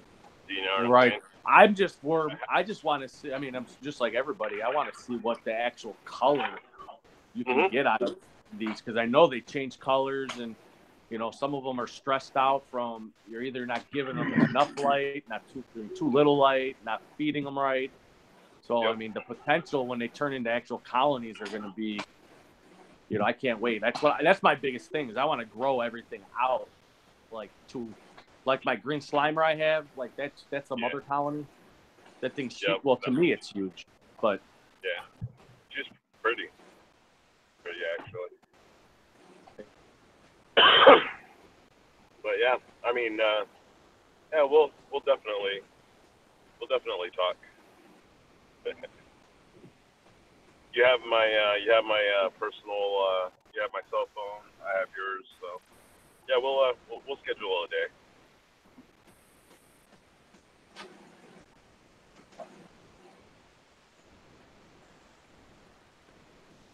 I don't know, the flu's going around, man. My kids are sick. Yeah, I was hit by that friggin' pneumonia, upper respiratory, and what was that, bronchitis. So I was kind of out for about a week. Yeah, this one, my son came home from school today warm. If he doesn't improve by tomorrow, I got to take him to the ER. Yeah. Do you have a nebulizer right now? Is his breathing clear? He's breathing. Well, yeah, it's not that bad, but I'm monitoring. Okay. He's right here. So. Yeah, mine, they freaking dried me out with albuterol and something else. And then they freaking slapped me on freaking prednisone and something else. Some antibiotics, some amoxicillin, I think. Yeah, wow. You better never. So you could hear that I'm a little bit raspy still. I hear. Yeah, so I just can't wait until I start sounding like I don't know, like my normal self again. Yeah, I got the flu shot like a couple weeks ago, and it got me a little sick. Yeah, I got the flu after shot this taking year. a stupid flu shot. Yeah. See, this was the only year that I actually took the flu shot. All the other years I've been passing up, and I got sick. Every time I get the freaking flu shot, I get like deathly ill. Do you know what I'm saying? There's something that I don't like about it. But I mean, I'm good with freaking egg whites and shit like that. So Probably the mercury in it. possible. No, that's actually what they do. Is there is actually a bit of poison in the flu shots. So what happens is when if you just dump a dead bacterial virus into your system, it ain't going to do a whole hell of a lot. So what they do is they do put, obviously not toxic levels, but they do put a bit of a poison in there to get to get your immune system active and going to fight off, and then it finds the dead flu virus, and then that's how it develops your immune system to it. So sometimes you're getting sick from the trigger. You're not actually getting sick from the flu, but it gets your system all riled up. So you're not like sick, but your immune system is having the exact same reaction as if it was. See, but the thing is that every time I get the flu shot, I get sick. I haven't been sick for, I want to say 8 years. 8 years ago, I had the freaking flu shot again because that was when they started making it mandatory. Yeah, I got that same at my work now too. And I was like, you got to be kidding me. I said, wouldn't you want me, like, not sick? Yeah, I mean, my work allows you to like claim either medical, like I could go to a doctor and I could say that I'm like allergic to it or whatnot, or I could say I have a religious, or the religious exemption or whatever it is. But I just go and do it because the 1 year that I sit there and make a big fuss about it and piss people off at work that they have to deal with this, and then I don't get it, is going to be like the year that I get the flu. So I just take it and whatever. Lucky. Yeah, it might be the mercury or some other irritant that's like really pulling down my entire, health. System. Yeah, that's possible. And it just doesn't like it. I might be sensitive to that. Possible. You should go talk to the doctor and be like, hey, every time I get the flu shot, I get this. Can I get like an exemption to it? Yeah, see, but the only thing is that I work for a freaking for a biopharmaceutical. I have to get it. Yeah, that's the problem with me is I work in the medical industry, so. Yeah, I mean, I went from the chemical industry where getting the flu shot was, you can be exempted from it. Yeah. So, when you're working with bulk chemicals, you're fine. But when you get into the freaking medical or the biopharmaceuticals or, any biofarms, they want to inoculate you with everything. It's ridiculous. Yeah, I'm in I IT. already got my MMR. Exactly. Yeah, I'm in IT, but the problem is when I go to the actual sites, which I do a lot, then I'll be exposed to patients and whatnot. So. Gotcha. So it's better safe than sorry. Seeing me, I'm behind the glass. You know what I'm saying? I'm on the other side of the glass, not in the ISO 7, 8, and 5 area. So, I shouldn't need it. Do you know what I'm saying? I'm not going to be in there. I'm not going to be in the pod. I'm not going to be in the clean rooms. So Right. why do I need to be there? And I'm not going to have any exposure. So, you know, that was my question to them is if I'm not going to be exposed or I'm not going to be close to that, why do I still need it? Right. You know, I'm working engineering, and yeah, I understand the process, but you know. Now, do you have clean rooms that they just say are clean, or are you in actual real clean rooms where you have to actually put the suit on and stuff? Oh, clean, like clean rooms, not just the little paper jacket. Do you know what I'm saying? That little Yeah. What is it called? So you're actually going into the spacesuit. Yeah. Well, then like who cares have if your, you're your full exposed? face mask. Exactly. You have your whole face mask in, and you know where they tape up the what is it called? Where they tape up the friggin' Smurf suit. You know what I'm talking about? Yeah, the bunny suits. Yeah. So yeah, they have that full face shield. You know, rebreather or a little freaking can of air. Yep. Yeah, we have ISO 5s, ISO 4s. Yeah, well then who cares if you're yeah, that's kind of dumb. Yeah. So they're like, well, we don't Because want you're fine. I'm sick. I'm gonna go into the suit, and I'm gonna be sick in the suit. Who cares? I'm still not gonna contaminate anything. Exactly. You're gonna freaking IPA spray me anyways. Right. Okay. Yeah, the clean room is the suit's to isolate you from the other stuff in the room, not the other way around. So who cares? Correct. Correct. But no, they insisted. You know, you work for friggin' something medical and biopharmaceutical that's going to be injected into somebody and blah blah blah blah blah. And I'm like, yeah, but I'm not touching the bottles. I'm not doing the filling. The machine is. Well, you know what's scary is when you actually go to a job like that and you have to go and get the tuberculosis test. Oh, my TB time, I always turn positive. Oh, really? Yeah. Well, you don't have to ever get tested again. Huh? You don't have to get tested again. You just basically declare that you're TB positive, and then they make you go take the chest X-ray. No. Yeah, because you can never not be positive. Once you've been exposed, that test will always turn positive, no matter what. Gotcha. Yeah, So that's like a lot of nurses and stuff like that. A lot of nurses, they don't have TB, but if they've been exposed to it at all in any way, shape, or form, their bodies will make an antibody, and then it shows up. So like they can literally live their entire lives and never get TB. Like it's literally not in their system at all. They'll show up positive for it. But if you really come down with TB, then you have to go and get a chest X-ray every year. Cruz, Amos Reef said, what did you get your degree in? Oh, electrical computer engineering. I minored in control science, and I also minored in marine biology.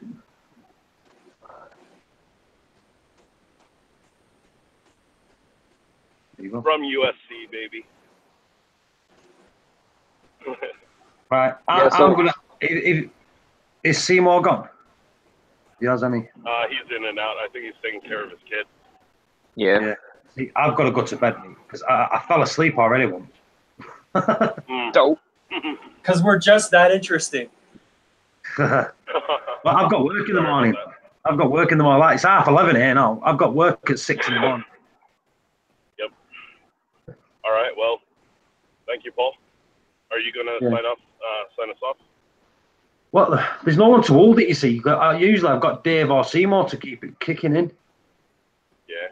But the thing is, it's like it won't be controlled. You see, and it needs to be controlled. And Dave and Seymour do it, so I won't be able to. Yeah. So are you shutting down, or what are you doing, Paul? Are you shutting down, or? Yeah, I'm going to have to because, like I say, if there's no one there to control. Yeah, no problem. I won't be able to do it. All right. So what I'll do, like I said, I won't be doing one tomorrow because I won't be doing one tomorrow because I'm out for a birthday. I'll be doing one Saturday. Definitely be doing one Saturday night. Sounds like a plan. Yeah. So I'm gonna call it a zipper, and I'll. Okay, brother. Thank you all for coming. I'll see you guys. See you guys next time. All right. See you later. See you later, Cruz. Yeah. All right. Ciao, Good ciao. night, guys.